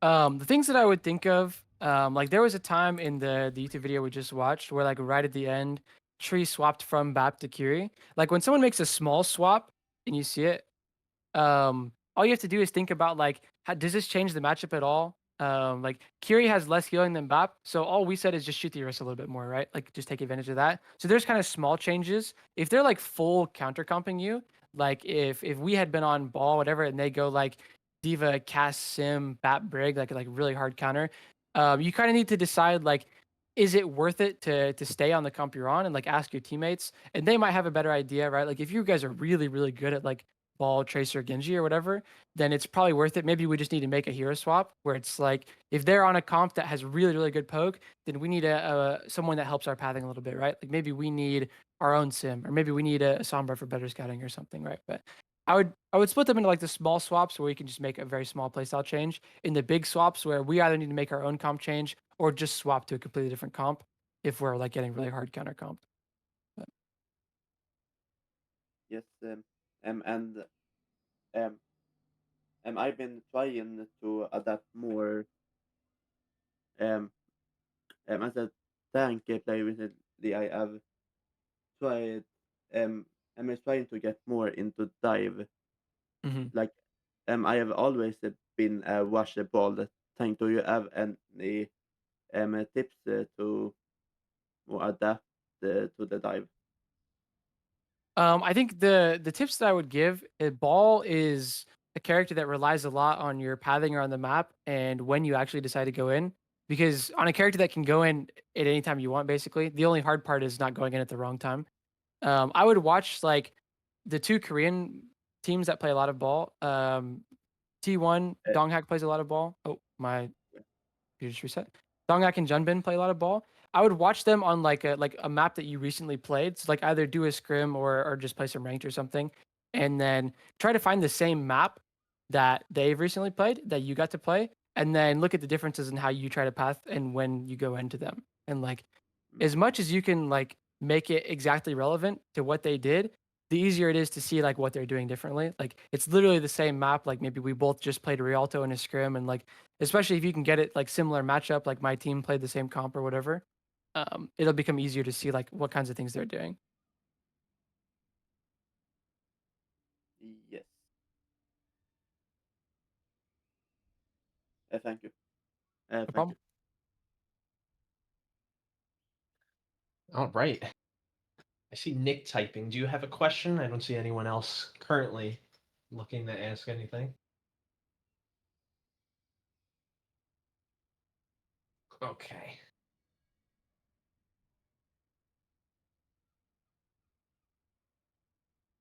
Hello, hello. Yo. So I do have one. As a ball player, I have a few questions about soft engages. Like, when do I soft engages? When should I not? Mm. Which cooldowns do I use? Which cooldowns do I not use? How early do I engage? How far from my team do I engage? Do I need a teammate? Basically, like, what do I watch out for? Those are all good questions. I think the thing that I would point to first is like when you're trying to soft engage and deciding like who needs to come with you and what cooldowns you use. There's one kind of fight that sticks out in my recent memory where I was just telling the other guy to watch T1 and Crazy Raccoon. There's a recent match where Crazy Raccoon played against Wei in Korea, and they on this map they really like to early hit like really early. Like basically the answer to when do I soft engage it can just be like as early as possible. Like realistically, like they did a hit where they went over the top of this thing and they went over. I can't do it because I'm not as good as him, right? But he like hit the ball tech and then he went over the top of this, right? And so this is like an insanely early hit, like to hit in this kind of area. Um, but the reason it works, like he uses his E and he uses most of his cooldowns, and he just Mm-hmm. gets back out and does another one. But the reason it works is because both of the DPS are really careful about the way they set up for those hits, and they don't treat them like hard dives. Like the DPS kind of make or break, they kind of soft engage, and they take the Genji with them, and the Tracer doesn't go with them. The Tracer just chills and like just shoots from here. And all the Genji does to commit is he makes sure that he can commit in a way that's like he's not having to dash in from main, right? And then ending in this spot. He's climbing over the top with the ball and then he's dashing back through. So looking Yeah. for the soft hit in a way where like you have an exit plan already is kind of the biggest thing. And especially if you're a DPS, like take whichever, usually just one DPS with you on a soft hit. Taking both DPS is pretty rare for a soft hit unless you're gonna like actually use an ult in the spawn and then it's kind of not a soft hit anymore. But just built-in escape plans is like the biggest thing. Like Okay. I can hit anywhere where I know I can escape afterwards. Okay. Thank you. No problem. All right. Anyone else have any questions? Okay.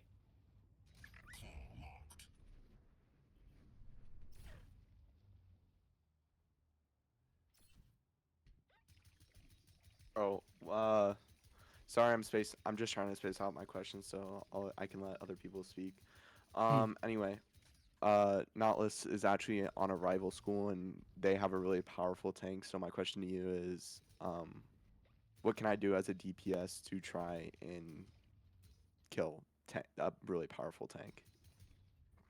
That's a good question. I also think like maybe not exactly your question, but a lot of DPS struggle with like when they should just shoot the tank and then like when you should like try to go for the backline. Like, are you hit scan or flex DPS? Hit scan.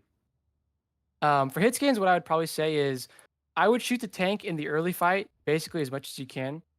I have sorry to like self promote to you guys, but like I have a video where I cover a little bit of that, which is like it's like an old video where in this matchup, this was like a really old Orisa like cast matchup.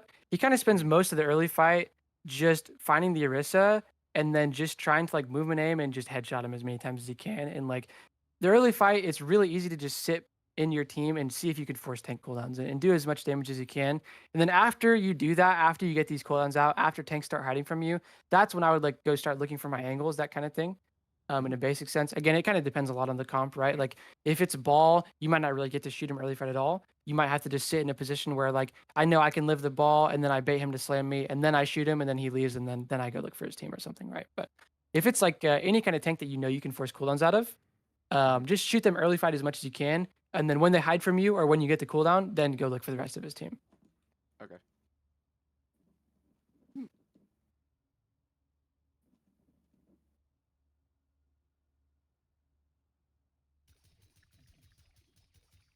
Yo, hello. Yep. So it might be a bit broad, but if I'm playing flex support, like I don't know, Ana or Kiri or something, but their team is like very strong on dive, and like they keep forcing out our support cooldowns. Like how do we play against that? One of the easiest ways to play against that is to think about setting up your map flip. So like for a Kiri Lucio backline, which is like really popular right now, your biggest tool, like you really don't want to be fighting tracers. Like especially now, Lucio's super nerfed tracers on 6 damage. Like ever having to actually fight the tracer is really difficult. So there's only 2 things I would do. Let me actually go on Kiri really quick. We can get in the mindset. Is the first thing is just thinking about setting up your map flip. So someone's going to set up a TP for you, either your tracer angle or your Lucio. Most of the time it's your Lucio. And so coming between you and your Lucio, where you guys want to map flip to in the pre-fight, right? Like if I'm fighting from here and I know my front line's setting up their dive, there's only 2 places I probably want to get to, right? Either to point or to here. And so I should start thinking early in this fight based on where the enemy tracer is. I probably want to get away from him, right? So look for the enemy DPS and then set up a TP the other way, right? And then if I see their left, your Lucio should be looking for it too, right? Just come their left and then say, hey, can we flip the point? Then your Tracer or your Lucio set up a TP to point for you. And then you can keep fighting here until the Tracer actually comes to you, right? Like most of the time, you shouldn't actually flip early until the person comes to you because it's really nice bait if you can fight the Tracer, bait him to come to you here, then he's stuck here, right? Then you TP away to point and then boom. And then the Tracer's stuck here. You and your Lucio are safely on point. And then that's a really easy way to do it. It depends a lot on the map too, like how easy this is and the way that you flip. But usually that's just how I think about it, right? Like find where those people are, and then I know maybe it's the other opposite, right? Like I know the tracer's on point. Then I say, hey, Lucio, let's flip left. Let's flip the mega. He'll give you that TP. You can fight normally until someone comes to you, and then you can actually TP to where the TP is set up. The other thing I would think about, and this kind of depends on like whether your Lucio is like trying to fight with your Tracer a lot. Like maybe your Lucio and Tracer are here, and the enemy Lucio Tracer are also here because both teams want. Then I can't actually TP to my this guy or this guy. I would just try to find a place that's like the most reasonable high ground possible, and like just fight here, and then look at where my ball is. Because if Lucio Tracer are fighting Lucio Tracer, I really don't want to be TPing to this at all. Like I'm just gonna fight from here. I'm not even gonna get that involved at all because if my Lucio is fighting, like they can handle it, right? And then if ball comes on me or something, I'll just like TP to my ball, whatever, and then get out of here. Or my other DPS maybe. Yeah. Cheers. Cheers. All right. From We have, solos. yep. Oh, sorry. You want me to read this one out loud? Sure, if you don't mind. I play Doomfist, and sometimes people tell me I need to calm more, so I'll literally say everything I'm doing at the moment in fight plan. How am I supposed to fight plan when Doom is a character where if someone uses 1 CC, they can shut you down completely? It would change the entire fight that you planned. For example, let's go Kiri first. I dive the Kiri, one person on my team dies, or I get canceled, but I'm too deep to just leave and reset. Just have to fight my way out because I don't have the luxury other tanks have. If team plays together, wouldn't they instinctively know what to do in these situations? Kind of. Like that's a good question. Where and there were a couple fights like that where they made a fight plan and then something went wrong, and it's basically just impossible to fight plan everything that you like. You can't guarantee what's gonna happen. We went to Curie skin. I think this is the Overwatch 2 contenders Curie skin, or there wasn't an Overwatch 1, so it's definitely Overwatch 2. But I think what I would focus on if you are a Doom player, or maybe just a dive tank in general, or like DPS, it's really difficult to try to calm things like what you said. Let's kill Kiri. Like that's a really difficult calm. Like I would try to keep your calms to general things that you know are very likely to happen. So like if I'm a Doomfist player, I'm thinking about where are they going to rotate, right? If we're defending the retake, I know they're going to rotate through here or rotate through here, right? And then instead of making a plan like let's kill Kiri, I'd make a plan around what you're going to do when they rotate, right? Or do we even want to let them rotate in the first place, right? Do we want to fight them before they rotate? And then when you see them rotate, then maybe the Kiri Lucio are here. I can slam here. I can punch the rotate, whatever.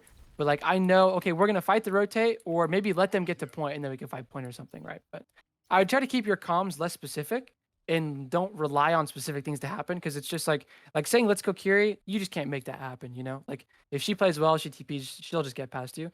But there are certain things you know will happen and can happen, right? They have to rotate or they're not going to get it to point, you know? They have to use an ult, right? So maybe we can plan a Kite and ult, and you know, we can plan around our ults, whatever thing. But keep them more general, the things that you know are going to happen for sure, and then it's easier to make decisions around those kind of things. Can't speak. Is it reasonable to make the calm I need to bait XCC? Yeah, especially if it's like if it's an ult, like if I am gonna play for my mines, maybe I really want Suzu to be out or something, or maybe, you know, Queen or whatever, or it kind of depends on the specific cooldown. Like I wouldn't necessarily like really plan to bait like a flashbang or something, but like baiting like a rally bash or something, that's really important. So it kind of just depends how good it is and how much all of your team needs it. Like if it's just you, it kind of depends. Like you can say it if you really need it, but I'd be careful with like if you're just like a ball player trying to bait flash, like you don't need to see that. You can just try to bait the flash on your own. But it's been awesome. No problem. I got pinged in the general chat. Someone asked me a question there. Yeah, that was from Solos. I copied it over. Oh, okay, I see it now. Any other questions? See another dragon typing.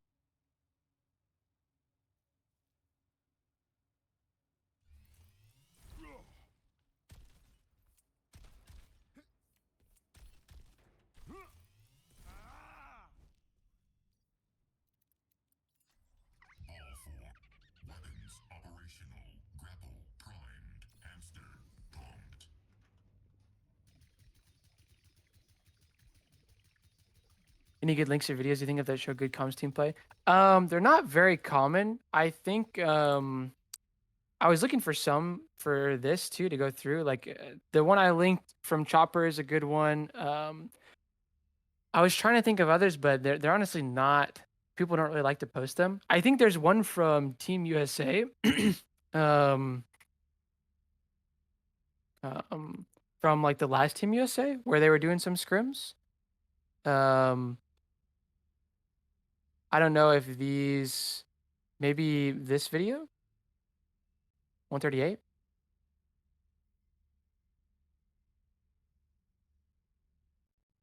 Yeah, this one. This is the other one I remember, which is like, this is an hour 30. This is long. Let me post this in the chat for you guys. But these are the Team USA tryouts. There's a lot of pros in here. Super UV, Speedily, Lep, Hydron. This is a pretty good one. But other than that, yeah, the Commander X one, that's basically, these are all the ones that I can think of off the top of my head. I forgot about this one. This is a good shot. I already have it most of the way watched. But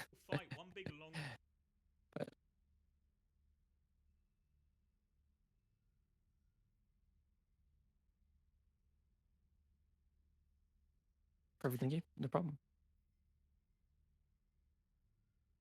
KJ vids. Yeah, KJ has a lot of good videos. I don't know if he has one that's like a video of a team calming or something, but he has a lot of good videos.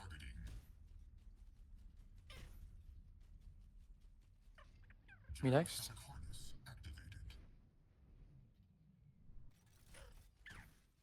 Hello. Yep. All right. How have you been in like a LAN or in-person event? Been in a couple of them. Not every one of the really big ones, but I've been in some collegiate ones and stuff. Okay, how do you deal with the stress before and afterhand, and how do you mentally prepare? That's a really good question, actually. That's something that, as a coach, like dealing with players, there's a lot of different types of personalities, and players deal with things differently. So I think the number one best thing I would give you as a player is just like try to understand yourself, like what makes you nervous and what things help you react to it, which is like it's difficult and kind of vague. But I've had some players specifically that, like, in my opinion, the best counter to nervousness is excitement.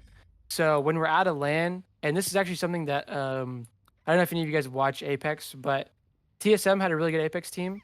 And when we were on TSM together, I had some talks with TSM Apex's coach about kind of like similar stuff, how he dealt with that. Because their LANs are gigantic. Like the Apex LANs were like 60,000 people in these giant venues, like TSM Imperial Hall is there.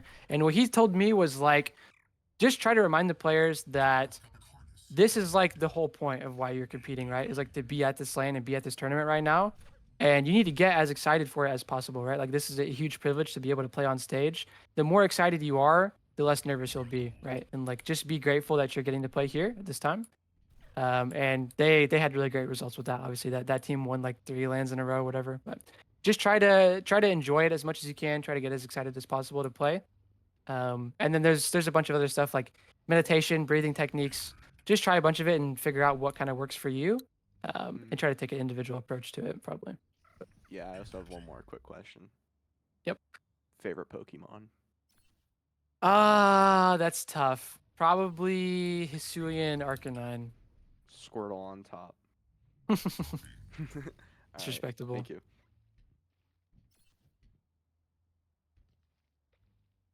Mimikyu, Gengar, Sylveon. Everyone's passionate about this one too. Yo. Yep.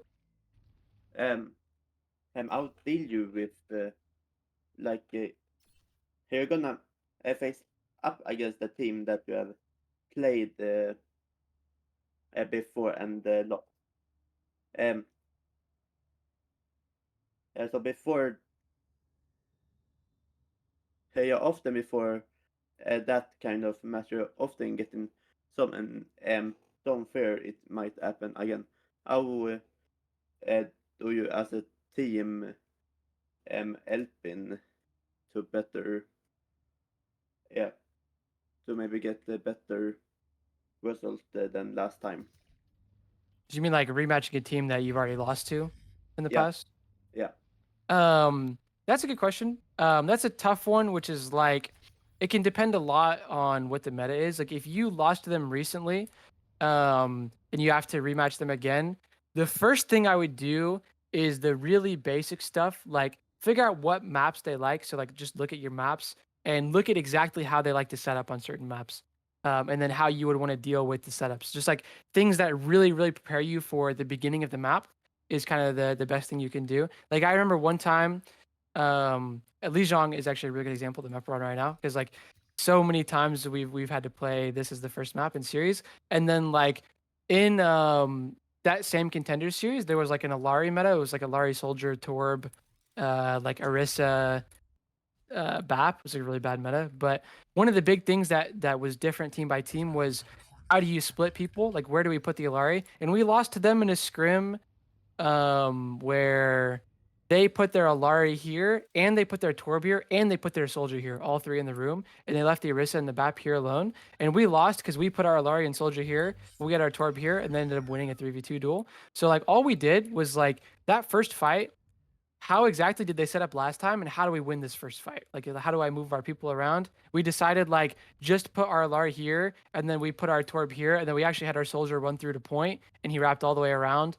And then it was like they had 3 in the room, but our Alari just gave some space, and our Soldier just got this angle, and he got over here, and it was like we won the first fight really cleanly because we came up with like a specific scenario, like response to that setup, and we knew exactly what was going to happen, and they didn't. Past that, like anything left in the match is like it's kind of difficult to do, because those are just like you need to actually get better at whatever matchup it was, or maybe there was like specific ult fights that you messed up or whatever. It's like those are maybe the two things. Make sure that first fight you really have it nailed down. Whatever they did last time, I have a really good answer for it this time, and then win that first fight, and then look for any pattern if there was a specific ult that you're not getting any value out of all the time, or like maybe we always mess up defending the retake, or we always mess up doing the retake. Like any pattern you can find in that stuff for some kind of general help.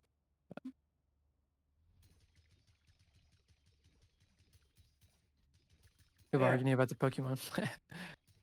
Yeah, thank you. No problem. Yeah. Oh, sorry. Oh, he was cut off. But...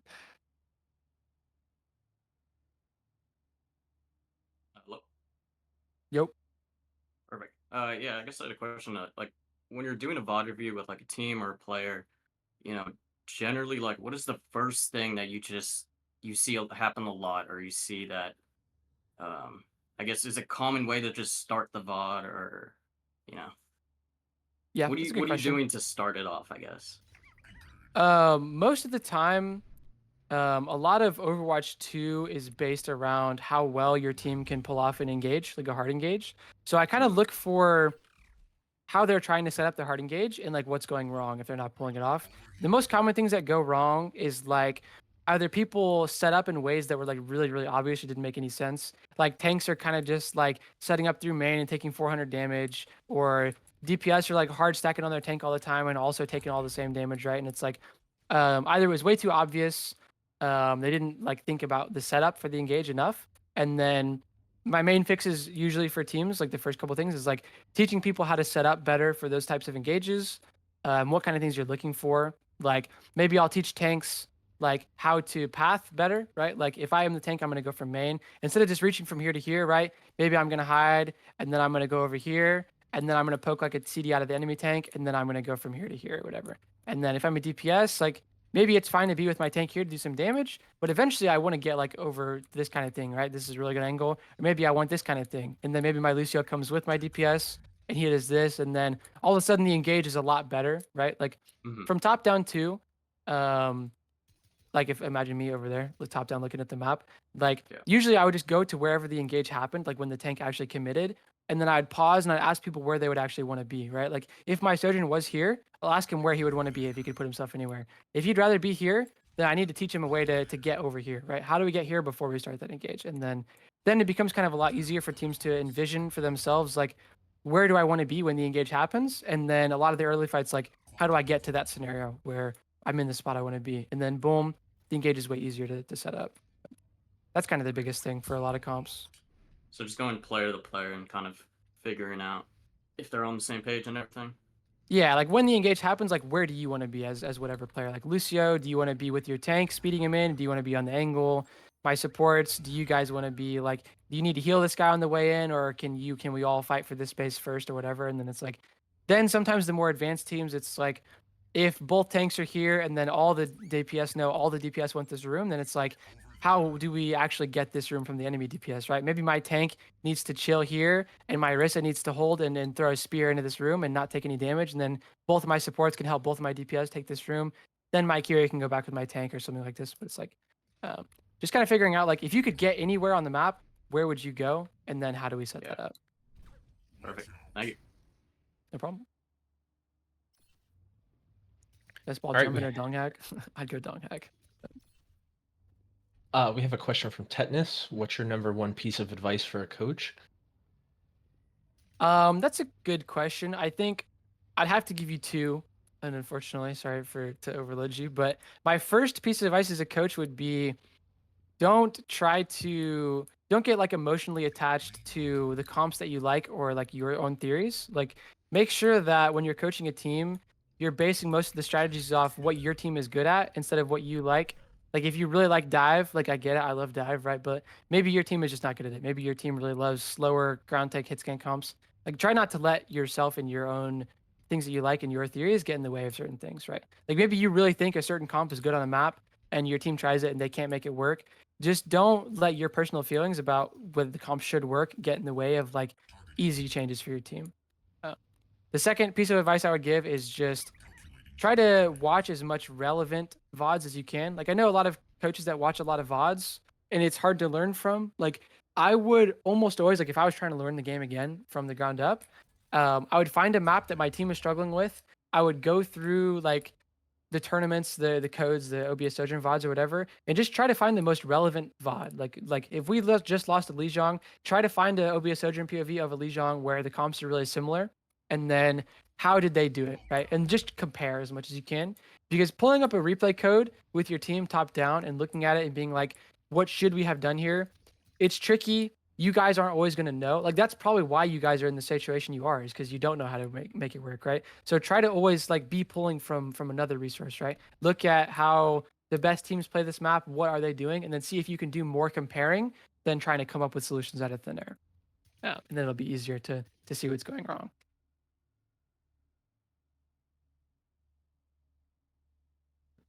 Okay. What's a I common see, mistake for Lucio's no stage? Backwards wall riding. if you ever watched any of my videos or streams, you know I really hate this. But the most common mistake on Lucio, especially now that his damage is really bad, is when a tracer comes to fight you. So like say a tracer has come to fight me in this lane, and I'm trying to mark the tracer and I'm shooting bullets at it. Marking a tracer should be like, when the tracer's far away, I'm shooting bullets at him. If the tracer actually gets close to you, don't ever backwards wall ride and try to back up while still shooting him. It's not worth it. You need to always just turn away, around completely, amp away and leave and get away. Like, I see Lucio's dive wall backwards wall riding so much. Like good tracers will just absolutely eat you alive. Like the damage is not worth it to try backing up. And if you need to boop them too, like most of the time they backwards wall ride because they're trying to set up the boop. The problem is good tracers. Like if you're shooting here and then you're backwards wall riding because you want to boop him, he'll just stay out of your boop range, right? And he'll just shoot you, and it's too hard, right? Like just backwards wall ride. If you hear him close to you, just turn around and boop him, and then keep going away. That's a big thing. What is good Reaper practice and ranked for team play? That's kind of a difficult question to answer. I think the thing I would practice if you're trying to just practice Reaper and ranked is like just trying to time things with your tank. Like look at your tank as much as you can. Like I was kind of saying earlier, like when you're trying to time something with someone, like just physically look at them a lot. Like if I'm on Reaper and I'm trying to play Lijiang, I'm literally just gonna look at my tank actually and see what he's doing. And then if I see what he's doing when he takes some aggro, just trying to time my own value with his, right? And then maybe time his value with mine. Or like I go in, I'm looking at him, he wants to go. Okay, now we can go, right? But try to play as non-solo as you can, but like actually looking at your teammates and syncing up with them. Is Mercy slingshot res with learning? I have no idea. Probably not. Is Hog overpowered in Masters? Probably. I think he's pretty good this season. I wouldn't be surprised if he's really, really good in Masters and lower. Best way to self VOD no stage. I think I would probably give the same advice that I was like saying about the coach. Like the best thing to understand when you're self VODing or you're trying to learn the game as a coach or as a player or whatever is to understand that like if you just say you're a tracer player or whatever, and you just do your ranked code or your scrim or whatever, and then you pull up your own code afterwards and look at it, like you're not going to come up with the answers that you didn't already have. And that's like the trickiest part of learning is like if you're just watching your own codes, you're not just going to be able to figure out what's going wrong. Because if you knew what was going wrong, you would have just done it right the first time, you know? So the best way to come up with answers that you don't already know is to try and make sure you're always pulling from another resource, right? Like if I played Tracer on Lijiang or whatever character on whatever map, go through like the OBS Sojourn, like maybe even go through Liquipedia first. And then like, if you need to find a specific map, you can go back through all the tournaments, right? And then go to this tournament, check that the map is in the map pool. Oh, Lijiang is here. And then I go to the matches and it's like, find the absolute most relevant VOD that you can and try to do way more comparing than you're actually doing of like coming up with your own answers. Because it's just hard to come up with your own answers. Like the work has already been done for you. Try to cheat as much as you can. Like copy off of Proper's homework as much as you can instead of trying to come up with your own answers. Do I have links are allowed? Oh, is this a searching tool for WCS? Oh, this is cool. I haven't actually seen this before. Yeah, this is actually sick. Yeah, this is a really good link. I'm honestly gonna bookmark this. I'll save that. This question was first. Oh, I missed someone. As DPS, sometimes I struggle to listen to calm because I'm too focused on my game aim. Do you know how to avoid such a thing? That's really common. especially for hit scans, like trying to focus on aim. The only piece of advice I would give you is like, try to zone in and zone out at the right times. Because a lot of hit scans, like this is something that is super, super real, like even at pro levels. Like this used to happen with Chopper a lot, where Chopper would be playing Soj or Cass, and it's like, you just have to focus really hard. Like, especially at the pro level, he's trying to, like, we're scrimming Falcons every day for a week. He's trying to hit proper on Tracer. Like, you're not going to hit proper on Tracer if you're not zoning in really hard, but then you lose track of what your team is doing, right? So, like, try to open your mind most of the time and then dial in really specifically on really specific moments where you need to focus, right? So like I'm listening to everyone and I'm just shooting the tank until someone comes to fight me, like the Tracer or the hit scan peeks me. Then I zone in really quickly, right? I take this duel, I focus hard, I'm not listening to my team, and then it's done. He hides from me, or someone dies, or I get the kill or whatever. And I find a way to zone myself back into what's going on, right? Like I just peek him, stop taking the duel, and then I start listening. And like try to find those moments where you are going to need to intensely focus, pull yourself out of it. And it's like try to just keep those moments of awareness as much as you can, and just try to regain awareness of what's going on, and then I can zone back in right to this type of thing. But okay, let me look through. As a tank main, let me make sure I didn't main. Yeah, the tank main. How do you prevent your team from dying to hog instantaneously in Masters? It's really, really hard. Kind of the only thing you can do is, hang on, sorry, I got pinged in general. Are these the same questions in general as in the chat? Oh, they got deleted. Okay, I'm assuming they were. The only thing you can really do is just try to ping him as much as possible, and see if you can fight him before your team is going to fight him. But it's easier said than done. But has played into a team that has high defense on their supports? That's a good question. One of the biggest parts of those dive tanks. Let me go on has. So when you mean good defense on supports, do you mean like a backline that's really strong and like a front line that's like peeling them really hard? Like one of the hardest parts is like you're playing against like Cass, Diva, Bat Brig or something, and it's like really hard to do that. I would focus a lot more on scaring the backline before you actually focus on fighting them. And this is like I did a Twitch stream actually the other day where Bernard was playing Hazard on Rialto into like Ana Widow, and they're really, really far and he can't reach them. But one of the biggest things you can do is just take some space that really threatens their supports. So like if I'm Hazard, I'm coming out here first, right? I see the supports. I'm just going to kind of move this way so that they have to back up, right? And then they'll back up either this way or they'll back up into there. And then when the enemy team, like if you can scare them, that's almost as good as killing them, right? Because if I scare the BAP and they back up over here and back up over here, then they're not actually doing really damage or healing. And then I can use this opportunity I've created after I scare them to fight the tank, fight the rest of their team, and take all the space as much as we can, right? So scare the backline, then fight the Diva, whoever's left over in our space, fight the Diva, the cast, whatever. And then they'll have to back up, right? Or the backline will have to walk forward to help them. And then it's like easier. They have to walk into me. They walk up to help their tank. Boom, I one-shot the BAP, put the wall behind them or whatever. Or the Diva will have to give some space because we're all just shooting him, doing way more damage, and they'll back up. And then I don't even have to dive because we just have so much map space, they don't touch point. That kind of thing. Just scare them as much as you can. Is a mercy main myself to avoid dives to be aware of your teammates do sling guardian angels? Yeah, like being as aware of your teammates as possible is really important for that kind of thing. Let me check next question. My Twitch. Do you think Overwatch is AI players? Maybe. I think there's a couple of them. But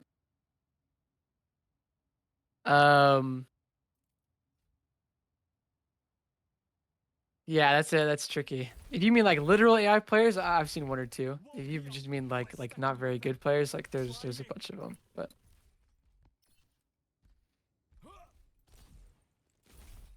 next to me, stage. Howdy. Yep. I'm back. What's up? What rank were you at 15?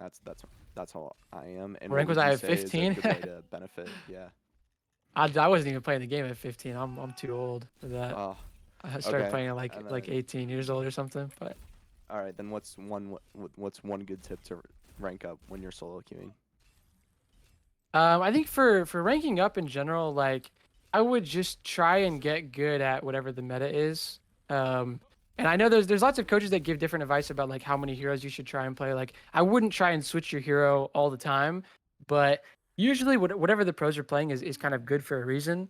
And I would just try to put some games on it and see if you can kind of understand how they're playing. Like watch a POV of someone who you want to try and emulate, watch them on the character, and then go into ranked and play the same character and like see if you can do it. And then if you can't, like compare them 1-to-1 as much as you can and see like again, kind of the same as I was telling the last guy, like the more comparison you can do, the easier it'll be. Like the less you have to kind of come up with your own ideas and try to figure things out on your own, because it's really hard. And there's a limit to that. Like don't try there's some characters are really team based. Like if you're playing Reaper and your whole team's playing like hard poke, like you're just not gonna be able to make it work sometimes. But Yeah.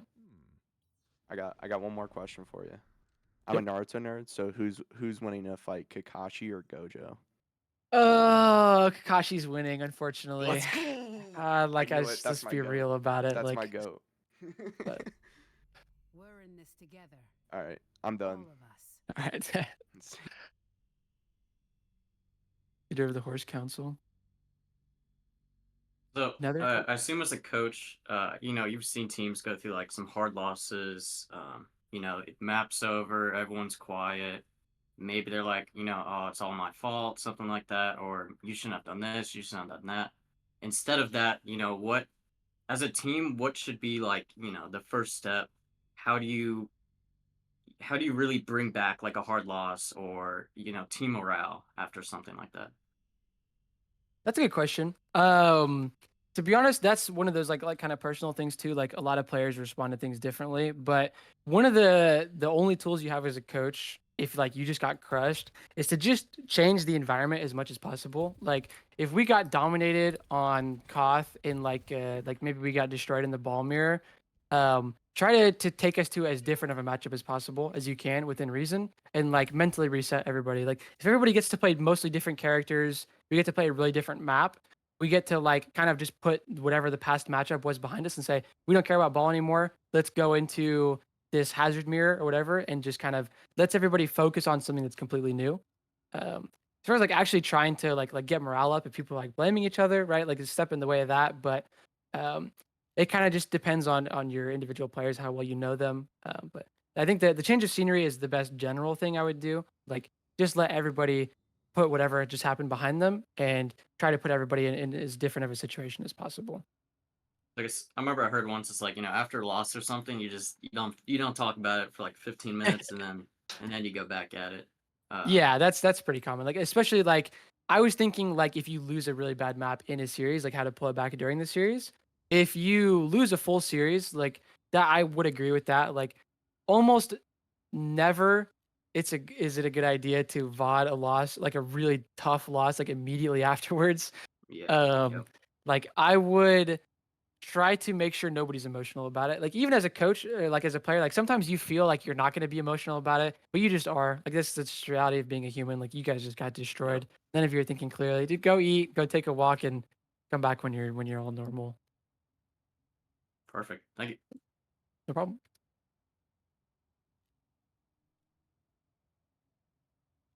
Prophet or striker? Striker, Loki.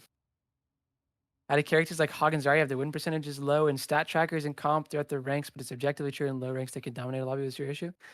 That's kind of a tricky question. Like, I don't pay a ton of attention to like just the win rate stats or whatever, but I would assume it's probably because they're first of all probably bans and pick rates are like influencing it a lot, and also like I don't know. The playstyle of those characters probably is just more situational than not. Like Hog and Zarya really dominate specific situations, but there's probably a bunch of people that are picking Hog and Zarya in situations that don't make any sense that are like dragging down the win rate pretty significantly. So that's like maybe especially like with certain bans, like imagine you're playing Hog on a Koth map with an Ana ban, right? Like that's super easy. But then for every game that's happening, there's another guy playing Hog on Gibraltar with no Ana ban, and he's evening you out. But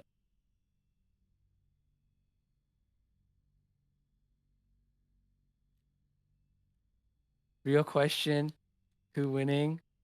Let me check this.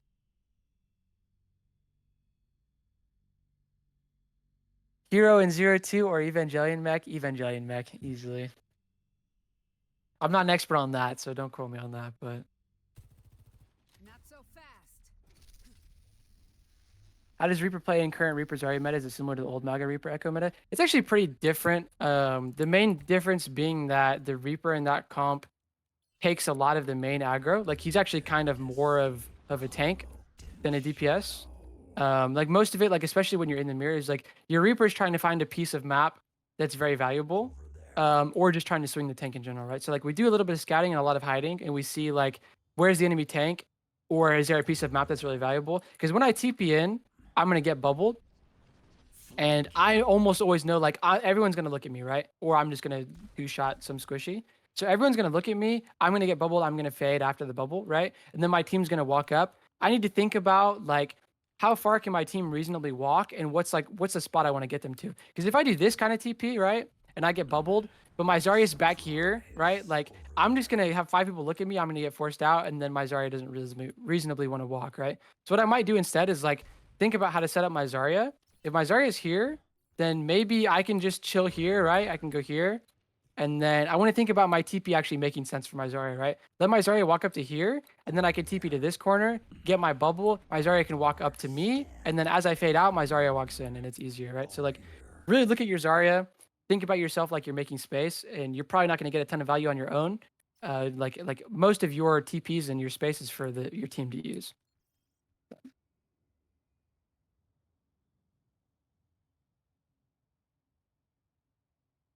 Arguing about Kakashi power scaling. Are Lari and Lifeweaver a good support combo? Not really. They don't really do anything well together. There's kind of just better things to do for each person. But are comms most of the time actually overrated? Isn't it true that naturally playing with your team, you guys can sometimes make plays without even having to talk about it? Since could you argue that all WCS teams often make good plays regardless of comms they have?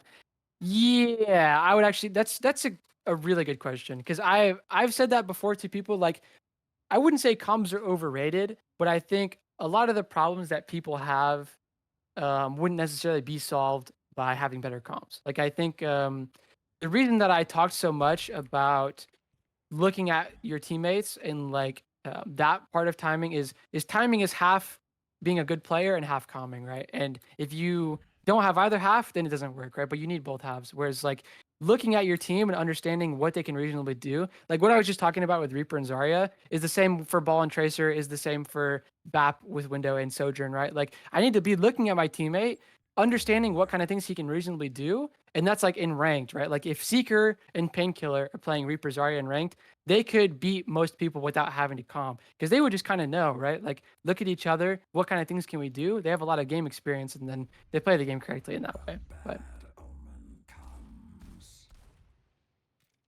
be winning Torble or Shinji in the hospital scene.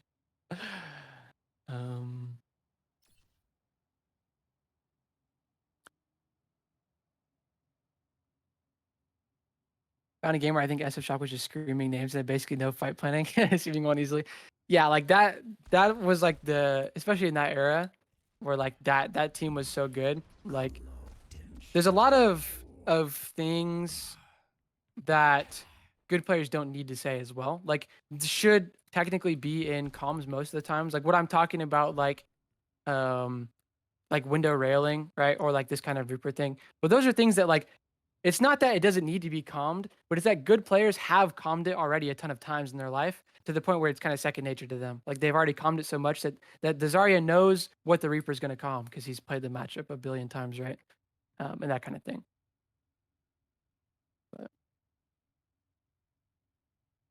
how to fight against high ground? You just kind of need mobile characters, like mostly your tank and maybe one of your flex DPS. But it depends a lot on the map. Just get a Hazard or a Diva or something. For Genji, yeah. Like one of your DPS and your tank should be able to reach high grounds on high ground maps. If you can't, then you probably need to not fight the high ground. Just play point or something.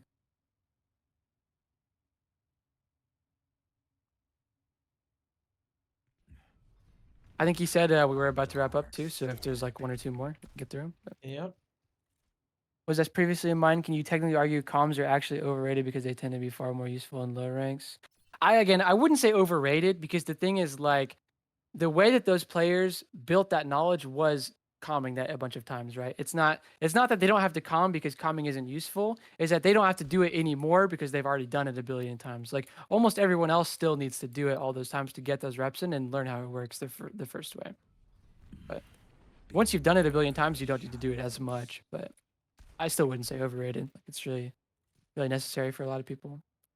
The Hasners do anything to Has. He's still good. Maybe it's like a very tiny amount worse, but he's still pretty good. Kaizen Ana main. Unfortunate. All right. Yeah, so it's 8 o'clock now. I think that's a good time to wrap things up then.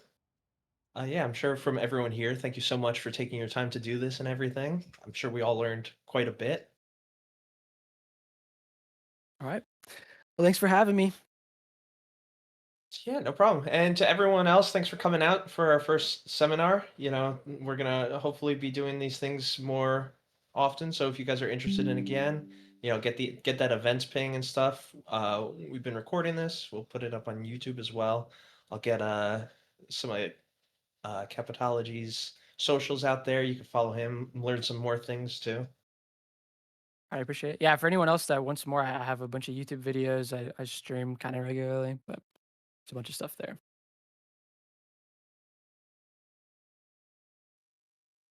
All right. Well, have a good weekend, everyone. All right. See you guys.